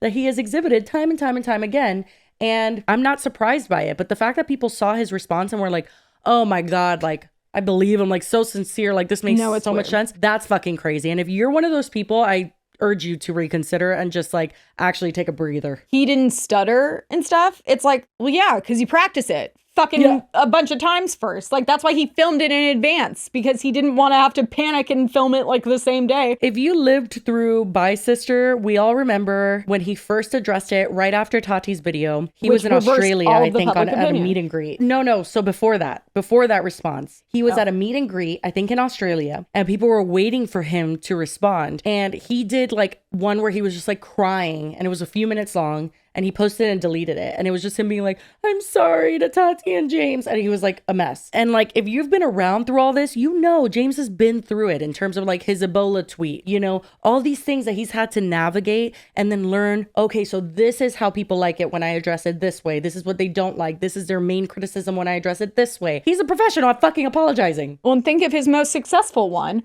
which was him showing receipts and being very like straight to the point. This is what happened, and acting the exact same way he's acting in this video. That did reverse public opinion and have people be like, oh my God, I shouldn't have listened to Shane and Jeffrey and they were all out to get him. And like, this wasn't true. Yeah. But then you notice his other technique was to be more like soft-spoken and vulnerable. Yeah. And he deleted that. But anyway, that's pretty much it. That's where we're at. I honestly hope Kayla doesn't address it. I hope she moves on with her life and doesn't have to face this shit anymore. Genuinely. I don't think any of it is healthy. The amount of shit that's happening online, like she just needs to be and heal and step away from it all, not address James Charles. Like, ugh. I agree, but also there is one thing that she has mentioned specifically. She doesn't name James Charles, but then also Zack alludes to it. I think he kind of alludes to it, making it sound like it was towards him, but I don't think that was the case. I think maybe it was something that Kayla received, which could be something that she comes out with, I guess, if she has proof. But on her new podcast that she has with Jacob Sartorius, which Strange. I'm so outside of the sphere, I don't understand. But it's called Bangin' Out, and it's like the first episode just launched very recently. I watched part of it because they talk about like everything going on with Evan specifically, but then she says that basically she's been offered like 6 figures to shut the fuck up. Interesting. I know Evan doesn't have 6 figures. Exactly. So it makes it seem like it's from someone that not everything has come out, or like she hasn't spoken about much, which she hasn't. She had said that she was going to wait to speak about anything about James till afterwards. And then she says that she would never take any hush money and that would not be a thing. I wonder what role that plays in this too. Wow. All in all, do I think James Charles ate with his response? I don't. Do you? I'm like, I don't personally, but clearly he did because of the response that he was getting. Millions of likes, tons of comments. Everybody loves it. And I feel like I'm living in hell. Hey girlies, a little bit of an update because there's been more people that have come out about Zack Sellars. First, I'll play you a clip from Brennan, who's one of Kayla's best friends. He did a live where he addresses things. It's not about if Zack lied. Zack told the truth about a lot, and then he just didn't have evidence for some other things. But why I'm saying hypocrisy and irony is because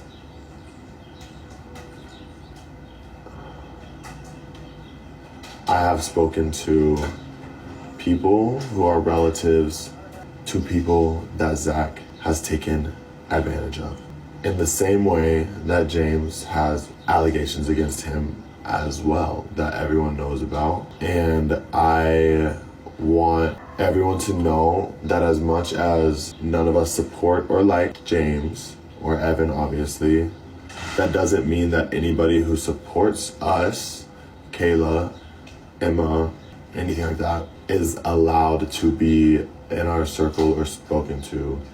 This is not drama. Zack Sellars has groomed children. It's not drama, it's a fact. We've separated ourselves. I've separated myself from him. Nobody's quoting him anymore. I don't want to talk to him. I just wanted to say that people who are seeing the things on the video of the victims who have come out, to the lady who reached out to me as well, it's unfortunate that one of our main primary sources of information was doing something out of an evil and insincere place. So we do not support or want to support or even quote him. I don't want to support or quote him at all. However, unfortunately, there are things that he told us that we would never know if he hadn't spoken to us. The reason I'm telling you all this right now is because I don't want his credibility, unfortunately, to be affected by his actions. However, his actions are far more serious than any of, honestly, the drama that he's trying to spark up with anyone and everyone at this point. I don't want to be associated to him. I don't like seeing, oh, but Zack and Brennan, none of that. The reason why we don't like the other person just as much as the reason why we don't like anyone in any of this drama or even in anyone's lives is because they're bad people. But there's a difference between drama and then there's a difference between abuse and harassment and grooming. Just because he gave us information that we needed and just because he gave us insight and knowledge that helped us put Evan away does not mean that he is somebody that we want to have in our circle. So I do not want anyone quoting my name to him at all. Clearly there's evil in the world for everyone to share. There's just no way that like there's no friendship over here for that. There's nothing. There's so many victims coming through. There's so many people that are shining light on their own situations with him. And it's just really unfortunate because we haven't had a break. I haven't had a break. If I'm being honest, I care enough about the girls to want to like shield them from everything I can. And it's hard whenever there's so many people doing so many bad things and everything is just on social media instantly. But the main reason why I've even tried taking on any of the James situation, the Evan situation, the Zack situation is because I see how it affects my friends in our personal lives that nobody is in or nobody knows about. And I don't want to see my friends cry, be uncomfortable, have rashes, have anxiety, nothing like that anymore. I would rather just have a really fun fucking summer for the first time without a man hurting anyone, without abuse, without anything. Just have a good time and have a good life. That's what we're all here for. But it's unfortunate that people like Zack work themselves into a situation that now makes all of us look uncredible. These are hickeys, I promise I'm not English. But just to say to everyone, his actions do not represent his credibility as much as there's two truths to it. He's that person. He lied about 3 out of 10 of the things he talked about, but he also told the truth about 7 out of 10 of the things that he talked about. So it's just hard, and it's unfortunate. And then we had the allegation from the guy we already showed you. But in the last couple days, there's been another guy that's come out. I'll play you that right now. So I just realized that the person getting sued right now by James Charles definitely threatened me when I was underage. And I'm realizing that a lot of other people had the same experience with him. And he threatened to send photos of me to my family if I didn't continue to send stuff to him, and lied about his age, lied about a lot of stuff. And yeah, allegedly. So that's crazy. But yeah, he's not a good person, allegedly. Because I'm not trying to catch a case. But y'all know who I'm talking about, and everything people are saying is true. Because he did it to me several times. He's a weirdo, and I do have some receipts, which I'm going to get into in just a second.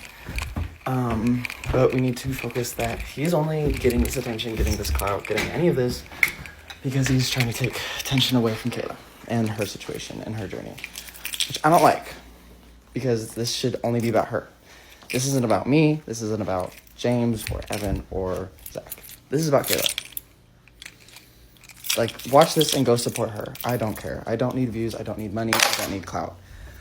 I just don't want someone that is A, a pedophile, and B, someone that would take someone else's awful, horrible moment and make it about themselves.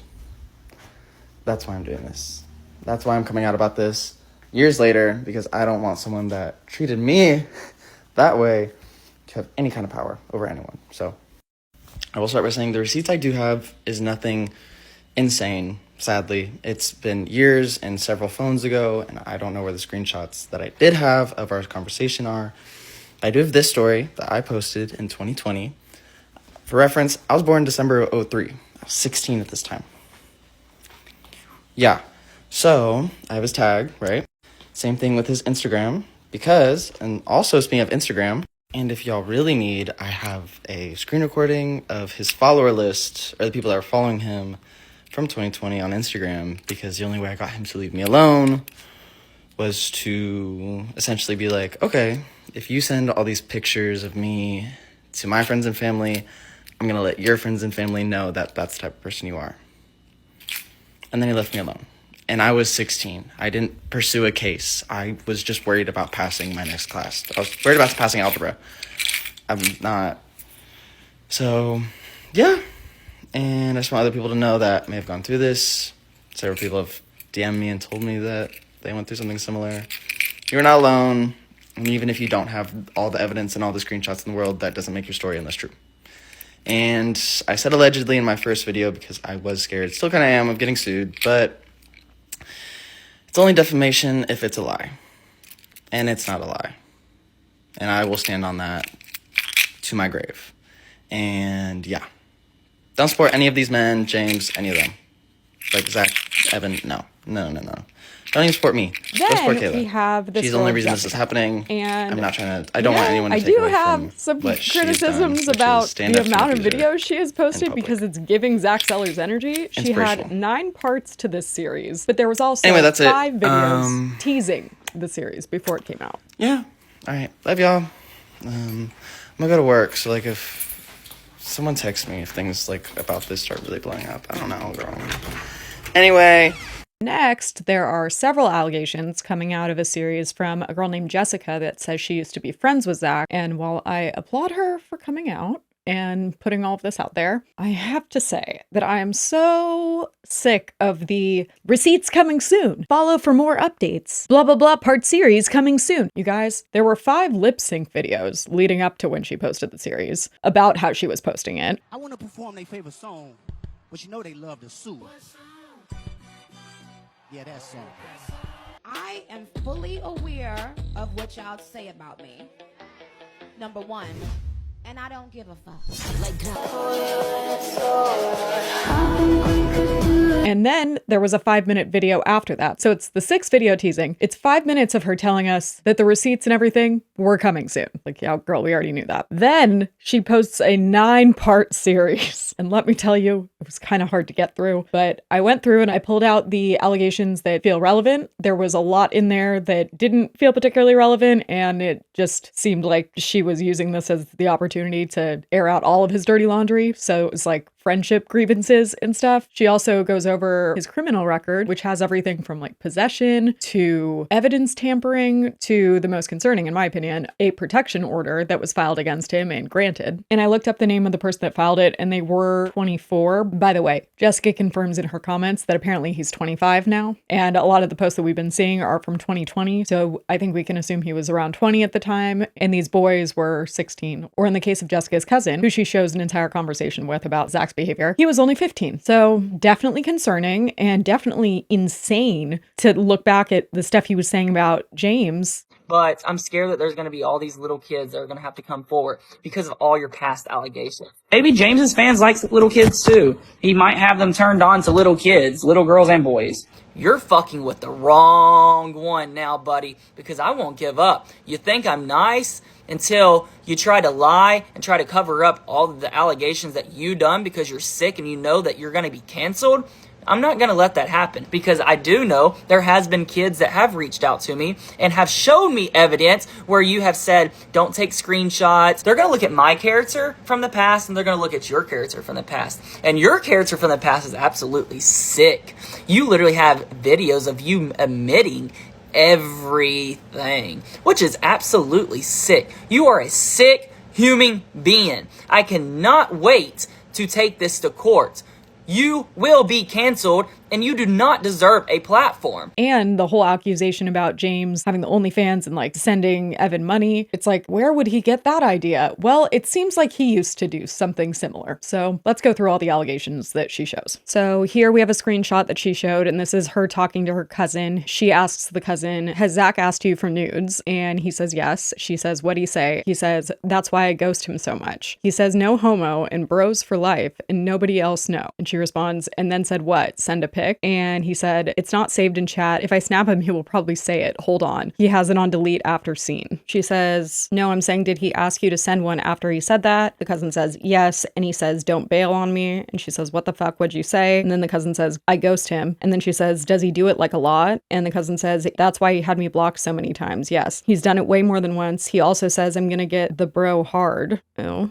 She says, what the fuck? And he says, he makes me uncomfy. And then she says, block him. I'ma kill him. And he ain't gonna say anything. And the cousin says, okay. She says, block him on everything. He says, okay. He says, that's nasty. And he said, yes, very. Done. I wanted to tell you, but y'all were good friends and I didn't want to ruin anything. She says, well, he told me he did, but I thought it was a joke and he didn't mean it. But I was thinking about it, so I asked you. And the cousin says, he asked me every day. I told him I was uncomfortable with doing it and he didn't stop. And then she says, what the fuck, bruh? And he says, yeah. She said, that's crazy. The cousin says, he's weird. She says, yes, have you told anyone else? And he says, no. She says, I'm sorry. He says, it's okay. And she said, no, it's not. Aiden then says, he also said he would spoil me if I did it with pens, vapes, and money. And then she said, dude. And he said, sometime this week, he also said if I sent, he'd buy me a custom suit for prom. Because at first he said I could borrow his, then switch to that. What the fuck is wrong with him? And he says, I don't know. I was honestly scared. And she said, yeah, I would be too. Oh my God. So that's that. But she does also have screenshots from more than one other victim. They're alleged. I don't know where these screenshots came from. There's no names involved. These people have not come forward. So these are still just allegations, obviously, but there's some screenshots that are allegedly also conversations with Zack, but they all follow the same kind of pattern where it's Zack was paying people for pictures, and then when they didn't want to send pictures anymore, he flipped out and was like blackmailing them.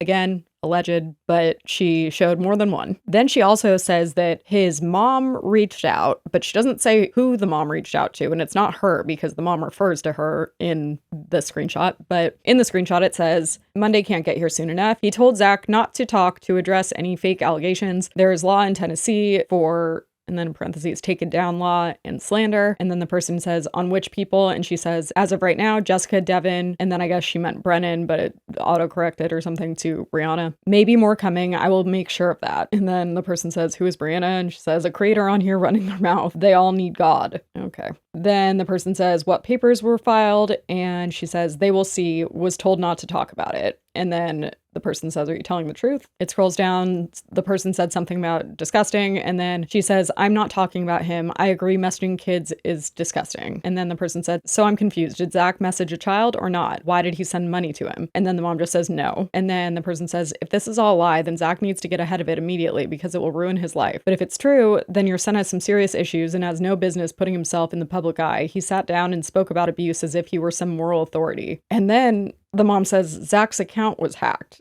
And then the person says, okay, I don't know what to tell you. So weird response because, like, yes, by the way, also the update on Zack is that I guess his account was hacked and then deleted and like the name was changed and stuff. And it seems like that actually did happen because someone went live on Zack's account, but it was just like a black screen. There was like a Turkish guy. Turkish.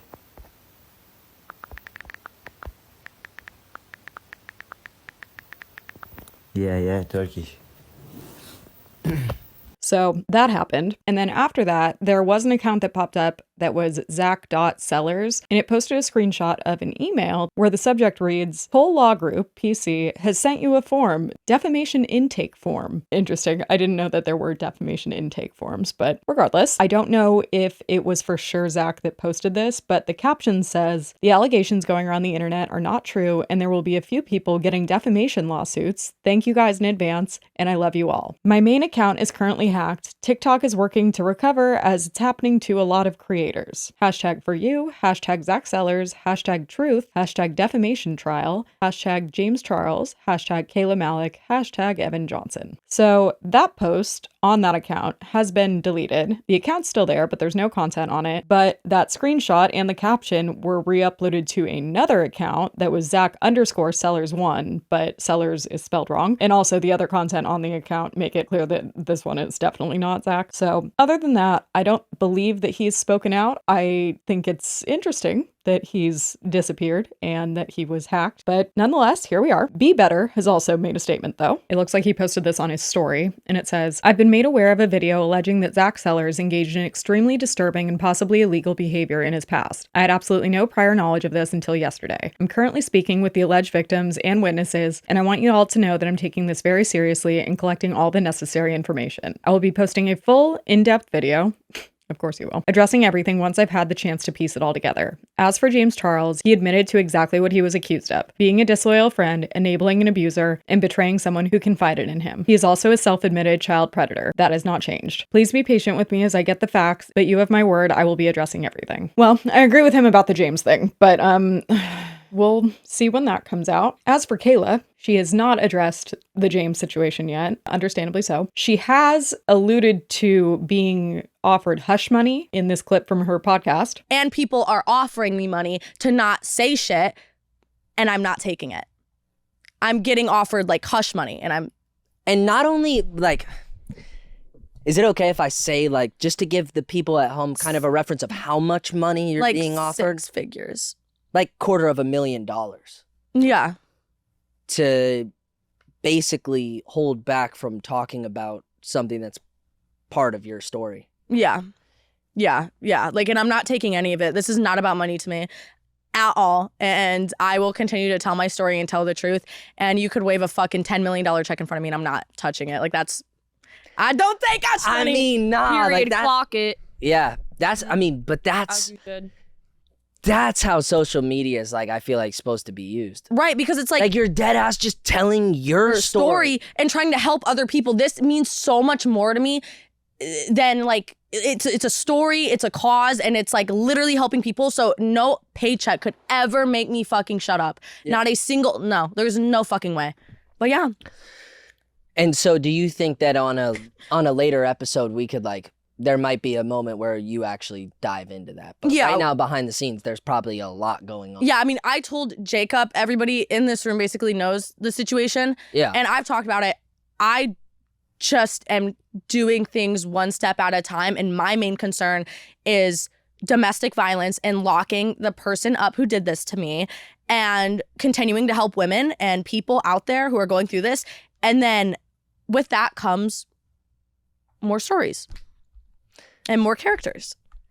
And more fake friends. And I think more fake friends! So she obviously doesn't say James' name in that, but it doesn't seem like she's talking about Evan because she says that new characters and fake friends. And similarly, she posted this clip on her TikTok from a different moment of the same podcast. I can't get into too much right now, but I found out at Coachella, literally last weekend, that a close friend of mine had basically really fucked me over in ways I could have never expected. And I got sent proof and receipts. And that person admitted it to me that they had done it. And I don't want to the thing is I don't want to talk about it because right now, for at least because I'm still healing, court's coming. You're dealing with a lot. Right now. Like literally. To everybody at home, like, I hope you guys realize that behind the scenes, like, she's dealing with real stuff. Like, she's sharing with you guys, you know, pieces of the story, but she actually has to live this. So, like, outside of the videos and stuff, she actually has to. And then also for somebody I considered a close friend to really fucked me over and done things I could never do to a person. Do you think you'll say this person's name at some point or no? And she very much confirms by liking a bunch of the comments that she is talking about James Charles. So unclear if he is the same person she's referring to in each of these, but I guess we will find out when she eventually comes forward, if and when she wants to. Until then, I think that is it for this very long update. Back to us. Well, anyway, moving on to our second topic and last topic, and I'm gonna just rapid fire this one and try to get through it as quick as I can. It's a little weird. Anyway, we're gonna be talking about a creator named Carrie Walls. Her TikTok profile is Carrie Walls 20, but from my understanding, she has literally had like Carrie Walls 1, Carrie Walls 2, like all the way up till 20. She keeps getting banned, Ash Trevino style. Yeah, I was like, what is she doing? Showing her nip? No, No, not this time, thankfully. So we have two aspects of this. One of it is her like constantly on live asking for money. Okay. Right. So being on live, we've called before like digital panhandling, right? Yeah. Yeah. It feels like that already. To be on live and just ask for money is a whole different group. It's just like, that's like double digital panhandling. Cause at least like if people give you gifts, at least they're participate. I don't know. It's all smoke and mirrors. No, but, like, I mean, at least I've it's a always said, I'm thing. like, unless you're providing something that's like actually entertaining, I think that it's crazy that people just like ask for money, which is why I don't understand why people give money to Ash Trevino, Jason Nash, like when they're like, Jason Nash's whole thing, not as egregious as Ash Trevino and other people, I'm like, seems to pale in comparison now, but it was like him repeating names. And it was like, okay, what is this? In general, I think asking for money, if you're not like doing something to like dancing, singing, telling jokes, like anything, you're just like literally asking people for money, then it's too much. Yeah. And this lady in particular, Carrie, I have seen her, of course I have, multiple times on my For You page, and I've always been a bit perplexed by her fashion choices, or shall I say her makeup. It's very much, what is it that people said? Great Value, Bratz Doll, Trailer Park, Alabama Barker. That's what these comments are saying. That's not what I'm saying. A lot of comparisons. She has a very interesting look about her, and I've always noticed her makeup. Like, it's very noticeable. So anyway, here she is asking for money, just so we can get to know her. Oh, she does dance. Actually, I need 100. I was about to say, she's not doing nothing. She is dancing. She is providing entertainment, I guess. For rent. Yes, I need 100, y'all. There she goes. Yeah, well, you know, I take it back. If I got it, I wouldn't be on here asking. It is 300, but I paid 100 towards it, so I really need 200. Okay. How should you keep her eyes open with those lashes? I need 200, to be honest. I'm gonna wait for all the trolls to leave. Why y'all so mean? Y'all that mad? Y'all that sad? $100 for my rent.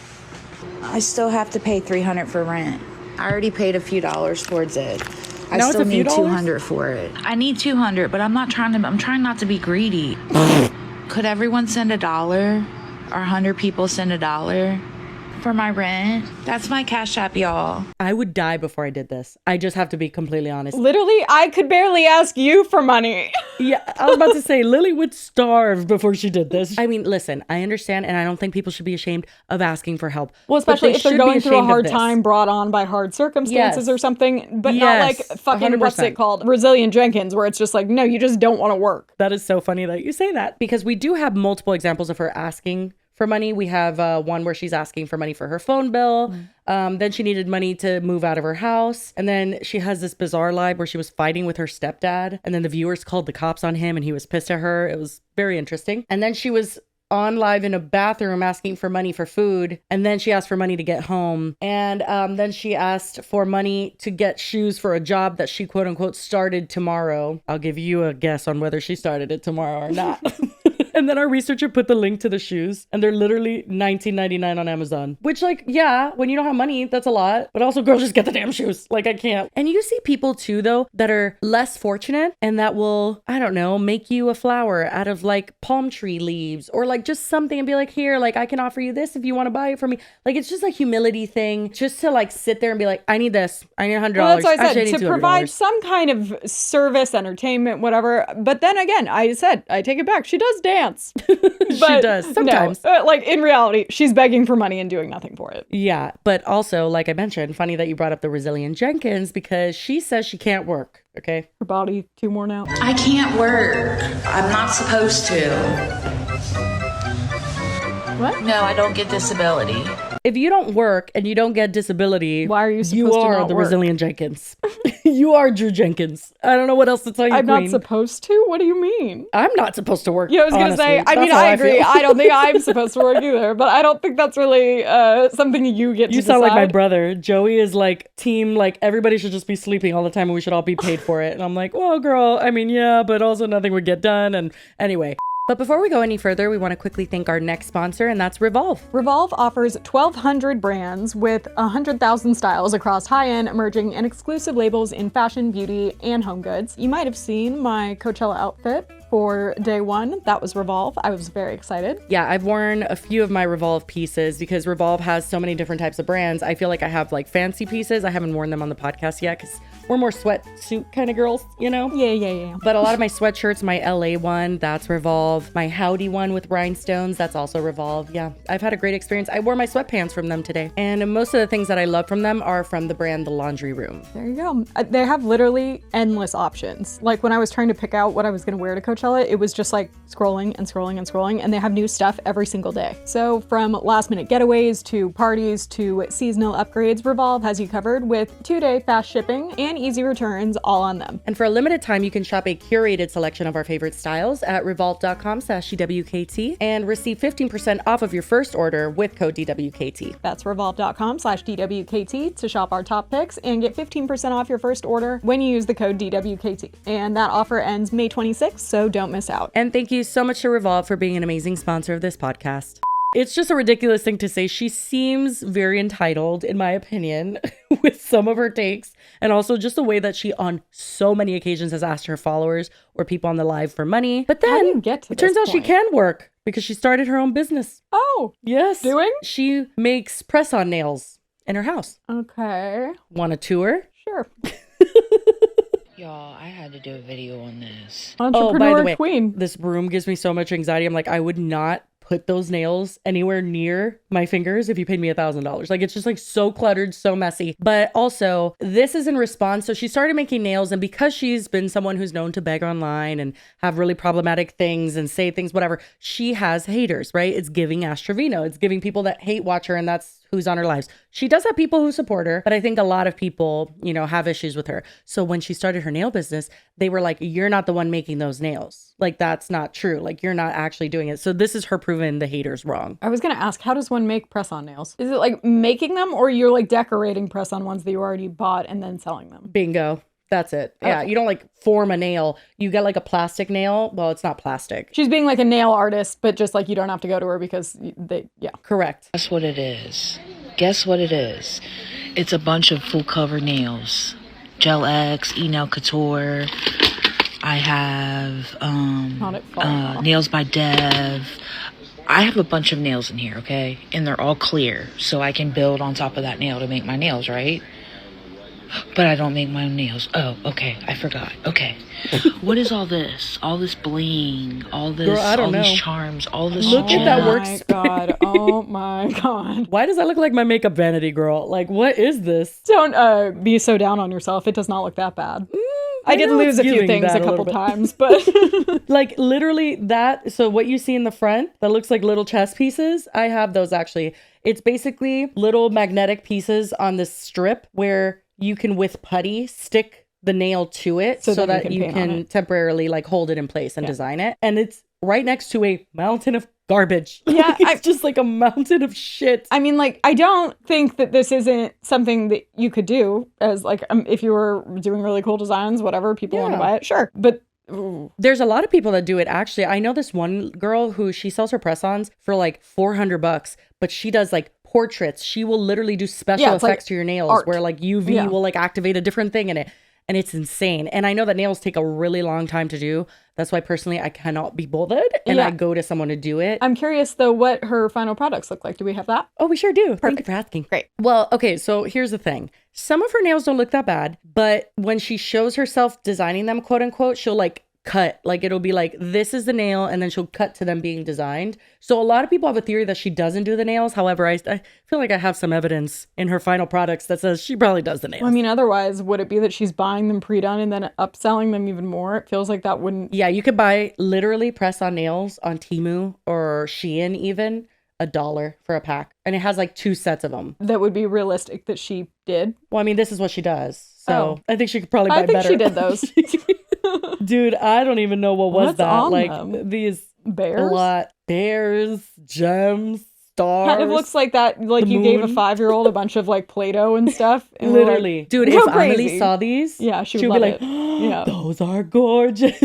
Like, she would love them. But there's some that look pretty good. That's why people think she doesn't do all of them, because there's some that look so shitty. And then there's ones like this. Like, that looks cool. Yeah, that doesn't. Well, and also, what's it attached to? Like, that looks like she bought it and then has. No, she showed, that's one of the ones where she showed the process of her making it, but cut so that it was like, oh, this is it before and this is it after. I guess, like, what's the packaging thing? That's her little board that she displays it on. Now we have to get into her ordering process because it's quite interesting. But first, pricing. How much would you pay for these ones that are good? I mean, good is Well, not you literally, because you would not ever pay for. Because, like, I mean, not my style. Do they look well done? If you liked the style, sure, I'll give her that. Okay, then how much would you pay for the shitty gummy bear ones? Negative. No, but I don't know. I'm not really familiar with the price, what the market is like for these, but $40, $50. Okay.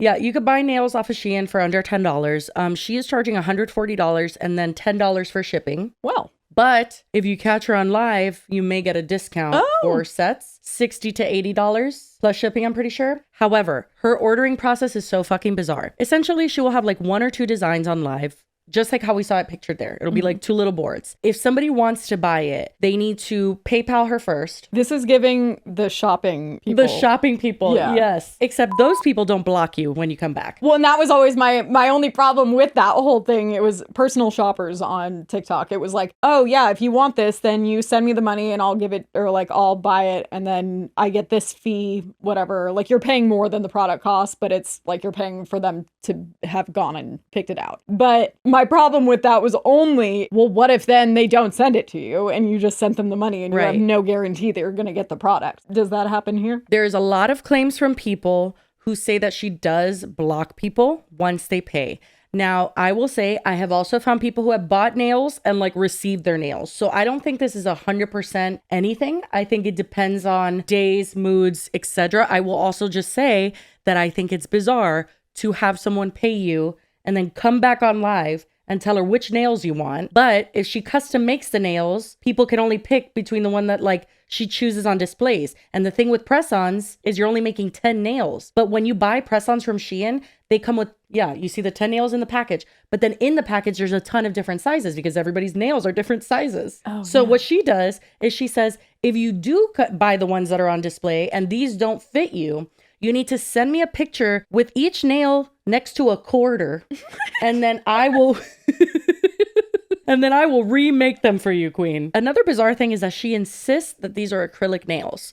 Now, she showed us the full nails, the full coverage nail that she was using, which are Gel X tips. So they're soft gel. Literally, if you like press hard enough, you can like just like break them. That's what I have on. However, my nail tech, I used to do acrylic, but now she does like builder gel on top of Gel X because Gel X are so flimsy on their own that they tend to just not be as durable. So she does builder gel on top and I love them because they're still super thin. Anyway, the reason why I'm saying this is because she swears that they're acrylic, but multiple people have gotten their nails and the way they can just bend them is not acrylic, because as someone who has an overlay of gel on top of Gel X, it makes it so that it's like acrylic. I cannot press my nail. It will literally just snap in half because it'll be like so hard. You know what I mean? Like if I try to break it, it's not going to bend because it's not Is flimsy. it like the nail itself or the yeah, so what polish and she's stuff doing on top? is she's just getting those Gel X tips and she's just painting over them, which are a lot less durable than if she was putting acrylic on. And she swears she is. She's like, these are acrylic nails. And I just don't think they are. Is it cheaper to not, like, why would she not be doing acrylic? Because it's faster and cheaper. Like she would,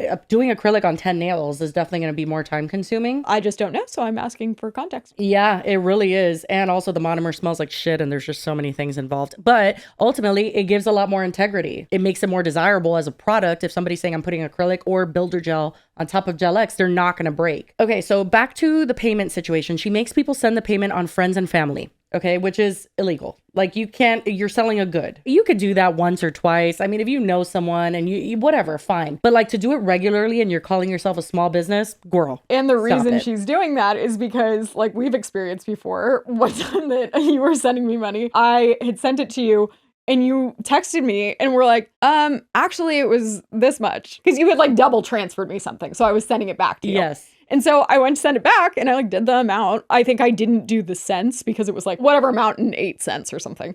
And so then she texts me and she's like, it was this much. And I'm like, bitch, are you really? It was like $100 less. I was like, girl. No, but I didn't know that because I had sent the full amount. So when she reaches out and tells me, I was like, I know, that's what I sent. I'm like thinking I didn't send the 8 cents. Are we really gonna nickel and dime me? Okay, cheap bitch. And I'm like, I mean, I sent you this much. I could send you another $1 if you'd like. And she's like, oh, no. On mine, it came up as this. And it was significantly less money because they take a percentage because it's a business transaction. And unfortunately, my PayPal is business only, and to change it is a fucking nightmare. So I can only receive business like PayPal's, whatever. So anyway, apparently this is her when you don't do friends and family, when you send it as goods and services. And it takes like, what is it? Like 12% or something? I don't know. It's a large amount. It's like a chunk. If you're desperate for money, you don't want. Yeah, for sure. No, I'm gonna send her money back. And they took a fee. They didn't even give me all my money. Millie's name, I need to get a hold of her because she did not send through friends and family. I'm about to send her whole money back. Need her in here. No, ma'am. She didn't send through friends and family like I told her to. I don't play that. People get their nails and then try to get their money back. It ain't happening. I need to get a hold of Millie. People get their nails and try to get their money back because it's friends and family? How does that make sense? That doesn't make sense at all. She's just mad that wouldn't they be more likely to get it on goods and services? Yeah. Millie didn't send through friends and family, so I'm about to send her whole money back. Just I do need it. to get a hold of her. It's Millie Ramos. Not her whole Millie name. Ramos. I don't know her whole name. She didn't. I told her specifically friends and family. Not the Pacifically. Yes, I'm going to send it back. Like You just said I told her Pacifically. Oh my God. You better, oh wow. You better glock well, that. But I also, told her it's like you do have her full name. She just sent you money. And why are you sharing it? It's just insane. How unprofessional. I mean, As she's if so it's like word of unprofessional, mouth gonna get back to her. Like you could reach it. Like what do you mean? Somebody find Millie. It's like call her local police. Get her like, in here what right do you want now. anyone I need to speak do? to her. I need to get a hold of her. Oh my God. It's important. I'll just send her money back on PayPal. Is she high? Something is off. Look at her eyes. I don't know if it's the lashes. I was gonna They say, look that like they could weigh be a because bit. the lashes are weighing them down quite a bit. First of all, if you have her information, you do not need her consent to send the money back. Like, just send it back. I'm pretty sure she'll get the hint. But yeah, but also I think she's gonna be pretty pissed because she's gonna send the money back that she received, which is less than the girl paid. True. Yeah. Apparently she generally has shipping, timely problems, and people get annoyed that she takes a while to ship. Not surprising, considering she would have to remake them if you want them. Oh, nails are going out today, y'all. Want a pair and they fit you? I will ship your order out today. I might have to be shipping out on Monday because I forgot the post office closes early today. So I'm gonna have to tell my girls, I have them already right here. They're ready to go out, but I'm gonna have to do it Monday. I feel so bad, but there's nothing. I forgot today was Saturday. They are, but it's 1:30. I don't think I'm gonna make it. They wouldn't expect you to be able to ship it on a weekend. What do you? Something tells me you're a little behind on those orders. There's a reason why you have them backed up in your house. I hate the post office, so I would just never have any sort of e-commerce business that requires me visiting that on a regular basis. Same. But her being like, oh, I forgot it was Saturday. When it's like an integral part of your business, I think you probably remember that it's not open on Saturdays. And then her be like, I've got them right here and not showing them. Like, okay, I got them right here. It's like a pile of blank ones that you haven't done anything. So apparently this is a happy customer of Carrie, but the comments are saying that the nails are covering the whole finger from left to right and not just the nail. They're going around them like Chinese finger traps. God, please, Jackie Aina, don't kill me. Jackie Aina did a Glamnetic, I'm pretty sure it was Glamnetic, sponsorship for Press On Nails, and I shit you not, her nail was not even covering the whole nail bed, and it looked horrible. And she got mad at people for pointing it out. She was like, this is how I like them. I'm like, girl. It's like, no, they didn't fit. You couldn't wait for new ones. Hey guys, so I'm gonna be answering some FAQs from getting my nails from Carrie Walls. So I saw her on TikTok. Hold on. I mean, even if they did fit your nail bed, it's a choice. Yeah, that looks like freaking Temu nails. Like, it is covering the entire, it's not just the They nail. look like finger traps. You could like stick the other one in and then... Oh my God, that's funny. I'm dying at just the links and what they're named. Says, this customer got her nails and people are questioning if Carrie wears them before she sends them. tries them out. She just pops them off and puts them in the package. It says on screen, more uncured polish, incorrect sizing, lumps and gem on side of nail that would dig into skin. Oh, so she had multiple. So people were pointing out like, oh, you bought multiple though. And they're like, she bought it all at once, which is bold. I Why buy want more to buy than them. one? Just we should have tested them Just out. to see what's up. Why are the thumbs shorter? Dude, that design is seriously one of the designs that I did when I first bought like a nail artist brush. Like that doesn't look like the same person that did the butterfly thing. There's just no way. I mean, The line work $150 is for that is chunky. wild. $150 for that And is also, criminal. that packaging looks different than her other packaging. And yeah, why is the thumb so much shorter? Is that a common style? I haven't seen that one yet. So I guess some people allege that she buys them from Shein or Temu and then adds some razzmatazz, you know? So like she buys ones that have paint on them and then she just adds Allegedly. extra? Okay. Yeah. So, I mean, I could see that happening, although it does look like she paints them herself. Well, it's like, even looks if she did do homemade. that, it's not I like, know. that part's like not illegal. She's like, I guess, upcycling them. But at the same time, it's like, is that worth $150 for you? Oh my God, this person is showing the underside of the nails. And yeah, that looks cheap as fuck. That is not giving. As somebody who has gotten my nails done for years, I can honestly say these have no overlay on them. They look cheap as fuck. They look flimsy. They have no apex. Okay, you know what an apex is? It is like literally you build it so it has more, like that's why there's like kind of like a bump on nails, because it just is a slight thing that builds integrity. So when you break your fucking nail, it's not pulling your whole nail off with it. Like there's things that go into this. And I think she's just playing in people's faces with a nail art brush, allegedly. I think she found a way to maybe not have to beg for money, but also not necessarily provide the service she says she's providing. Yeah, also like look at where it would meet the cuticle. Like they're not even. I wish I knew the name of the girl, but I'll throw up some of her pictures here. The one that does the amazing press-ons. My God, they look amazing. Like it looks professional. Yeah, like I don't doubt that this is a business, but not hers specifically. Yeah, exactly. And then people were pointing out that she doesn't have a business license. She got annoyed with that. Well, clearly if she's accepting family and friends. Well, yeah, but also just like in general, I mean, she's not performing on people's nails. She's not cutting cuticles or doing anything. So it's honestly just a matter of like if she is maybe under curing the polish. I know gel has a high likelihood of making people allergic, like developing contact dermatitis whenever you put on gel polish. So if you're not curing it enough and people are sticking it on their skin and that gel is making contact with their skin, they could definitely develop an allergy. You could literally develop an allergy by being in the same room as like uncured gel constantly. Another thing she does is justify her prices. She says basically she sits there for hours. She's working really hard on them. Girl, just because it takes you a long time doesn't. Right? I know. And we've talked about art is subjective. If there's people that want to buy it and they like what it looks like, then sure. Power to them. But did that many people like these? I guess they do, yeah. Ask anybody else to lower their prices. Why are you telling me that? Because I'm a small business? You don't tell people that. My prices are pretty damn good. You don't see behind the scenes. You guys don't see me sitting here for 4 hours making nails. My back killing me. I just started my period today. Okay.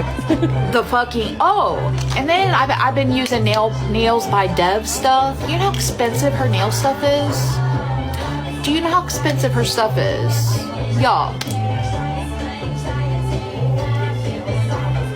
Y'all don't think about that. The time, the supplies, the effort, the design. I think that if they were like killing it with designs and quality, people wouldn't be questioning that at all. Some people could spend those same 4 hours and make really quality nails. Yeah. Again, like art, it's up to the people buying it. If they think it's worth it, sure. But it's like, it seems like a lot of people don't think it's worth it. And it's affecting your customer base. Yes. And lastly, I'll just leave with an alleged scam that she recently did with a customer. We have a series of messages. So this was a customer that allegedly paid her, and then Carrie ended her live before she went through with that transaction. Oh, before she could comment and let her know which one she bought? Correct. So then the girl's like, hello? What's going on? And so then she messages Carrie and says, I'm just doing the one paid pair. And then the entire time that Carrie's messaging her, she's like, baby, sweetheart, beautiful, gorgeous. Like, that's how she talks. So she goes, baby, it's buy one, get one. You get 2 pair for $130. And then she says, your mod pin 60 for one, or buy one, get one for $140, $130. Yeah, I slept for one girl, whatever. It's a whole lot of shit. But anyway, the girl ends up saying, okay, then can you send it back? And then she says, I don't have $130. To which Carrie says, okay, is there any way you can do $20 more? Because I'm going to have to redo all of them for you. And these took me forever. No, it's not your fault, girl. I appreciate you so much. I don't know if she deleted her saying like sorry, but she definitely doesn't say it here. And then the girl responds, shake my head. And then Carrie says, huh? No, I'm being really nice, sweetheart. I only said one girl could get the deal, baby girl, but I feel bad, so I'm giving you the deal, but just 20 more. I didn't even charge you for shipping, love. And then the girl says, I've been on all 3 of your lives. So I think what happened is she sent the money, and then that deal of the buy one, get one free was given to another girl. Yeah, it expired because it went to someone else. Yeah. And then the girl says, you were saying that the spammy girl you were waiting on as I sent, bro, they literally are speaking in code. Carrie goes on to say, I know, babe. I-N-O. Yeah. Interesting. I can give you the deal, but can you send the $10 for shipping at least, sweetheart? Because it is 10 shipping. Because it's not your fault. I'll give you the deal. It's fine. It's all good. But I do need the $10 for shipping. It's 60 plus 10 shipping, love. But I'll do that for you because it was at the same time as Spammy was saying she was going to send. Oh, Spammy's the name of a girl. Yes. That makes a lot more sense. Then she tries to send the $10. She's saying it's not letting me. Then she requests it. Then she sends it. And then Carrie says, baby girl, make sure you send your full name and address and a picture of your hand next to a quarter, okay?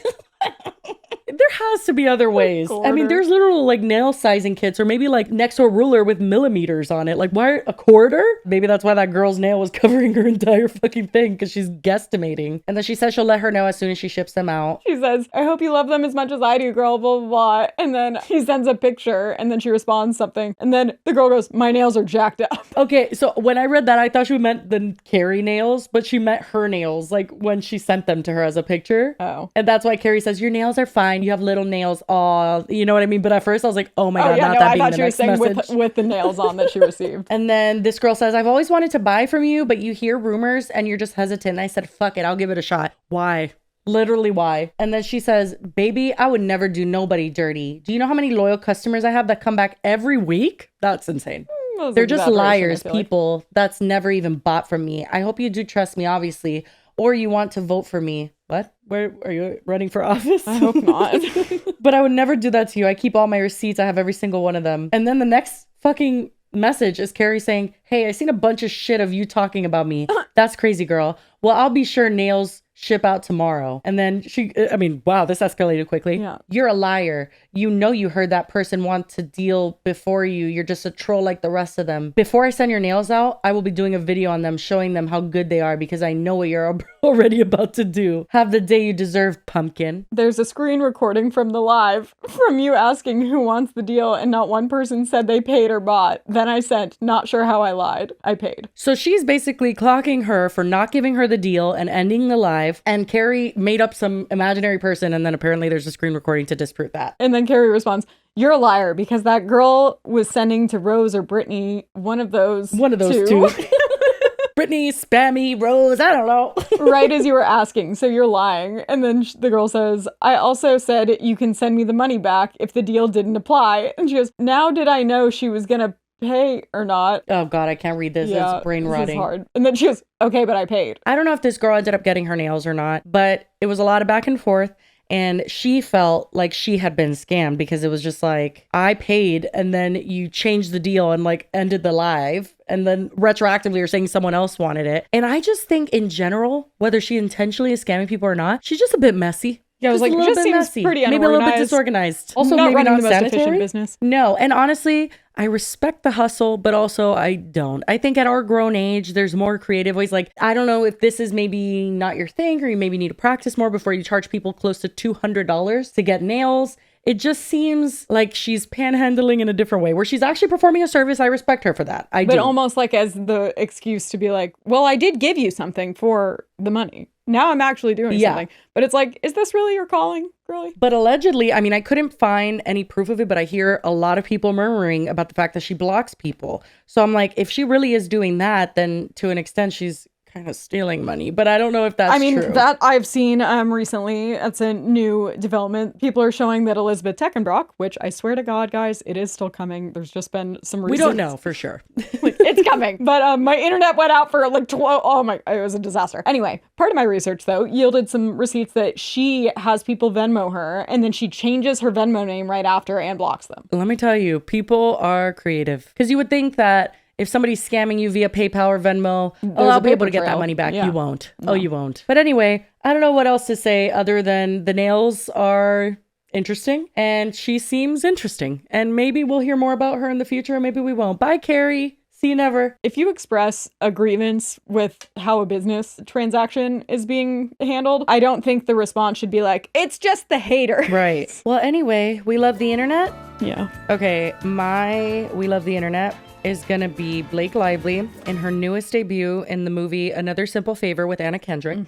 And I sent this to Lily, the hat, because literally I would have never seen it because I'm absolutely not gonna watch that movie. But on screen it says, Blake, I know you had everything to do with this hat. And when I saw it, I could not believe it. I could not believe this hat made it on I set. do think though, like, who is letting her get away with this? Well, I haven't seen the movie, but it's like, it is supposed to be ridiculous, I think. It's not supposed to just be like, oh, look how great she looks. It's like supposed to be over the top and funny. Is it supposed to be funny? Yeah, there's like there's like comedic undertones to the entire movie. Okay, maybe. Well, this is certainly Which comedic. I've also heard people say that like this is one of the few movies that she is really good at playing this character. Which is evil? Yes. Ironically. I don't know, because I saw a clip of her with her twin, and you can so obviously tell it was not her twin when they turned the camera, and it was awful, and her acting was horrible in it. I'm like, okay, Parent Trap, like, what is happening right now? Takes a bath the stairs. You know that came from her closet, though. That didn't even... or it was her idea, for sure. Yeah, it was... I can't get through it. Look at how big. It's like an umbrella. She's also like 4 feet behind her. How is she gonna turn around with that big ass hat? Well, and I think the whole point of her having on the knock big her hat over. is because like that is how Anna Kendrick is able to follow her so closely because she can't see anything. That does make sense. Anyway, I found the hat funny. Okay, your turn. It's just the way it flops. Okay, so I actually haven't seen this part, but so there's a part 1 and it's this lady that she's walking her dog and there's like another dog that's just like out in the open, like not with an owner or anything. And the dog like joins them on their walk for a little bit and then eventually like they go their separate ways. It's not like a stray dog, but it's just kind of roaming. I don't know where they live. Then I guess after that, her dog is like actively searching for this dog. Like it keeps trying to go to where they found her the first time. It's like sniffing constantly. It's like losing its shit trying to like get to its friend again. And they couldn't find her and now they've reunited. Oh my god. So I haven't seen this one, but I have a feeling it's gonna be good. Oh my god, I'm so dead. The caption for the Blake Lively clip says, she looks like an ant carrying a huge crumb. Winston, do you see her? Do you see her? So they finally find it again and it's like in the window. Her name's Claire. Yes. Hi, Claire. Oh, they're whimpering. Oh, the little whines. Oh my god. Did you really? We were going to knock on your door when it's better weather. I hope you're okay with it. Okay, she's famous now. He's just really weird about the rain, so I think if it wasn't wet, he'd be a little more. He's nervous. He has his little booties on. I know, that's His so issues. cute. In the house. He's like not having it. But it's funny because like if you She's saw pissed. like how obsessed he was, like actively he would sit down and like not walk any further because he wanted to go back the other way where the dog was. Oh my god, how cute. Max has a friend from when he was a puppy, one of his favorite dogs, her name was Millie. I would be working and I'd suddenly hear him whining. And I'm like, what the fuck is going on? And he would just be looking at her through the window and like crying. And every single time, and Millie didn't like love him, but we'd run out and he'd like frantically run up to her and just obsessed. So. That's so cute. Well, anyway, guys, this was a long one, so we will leave you there. But if you enjoyed it, we appreciate you very much. And as always, we hope you have a wonderful rest of your week, and we will see you on Friday. And again, Bye. everything in this episode was alleged for entertainment purposes only. Absolutely. Yes. Bye.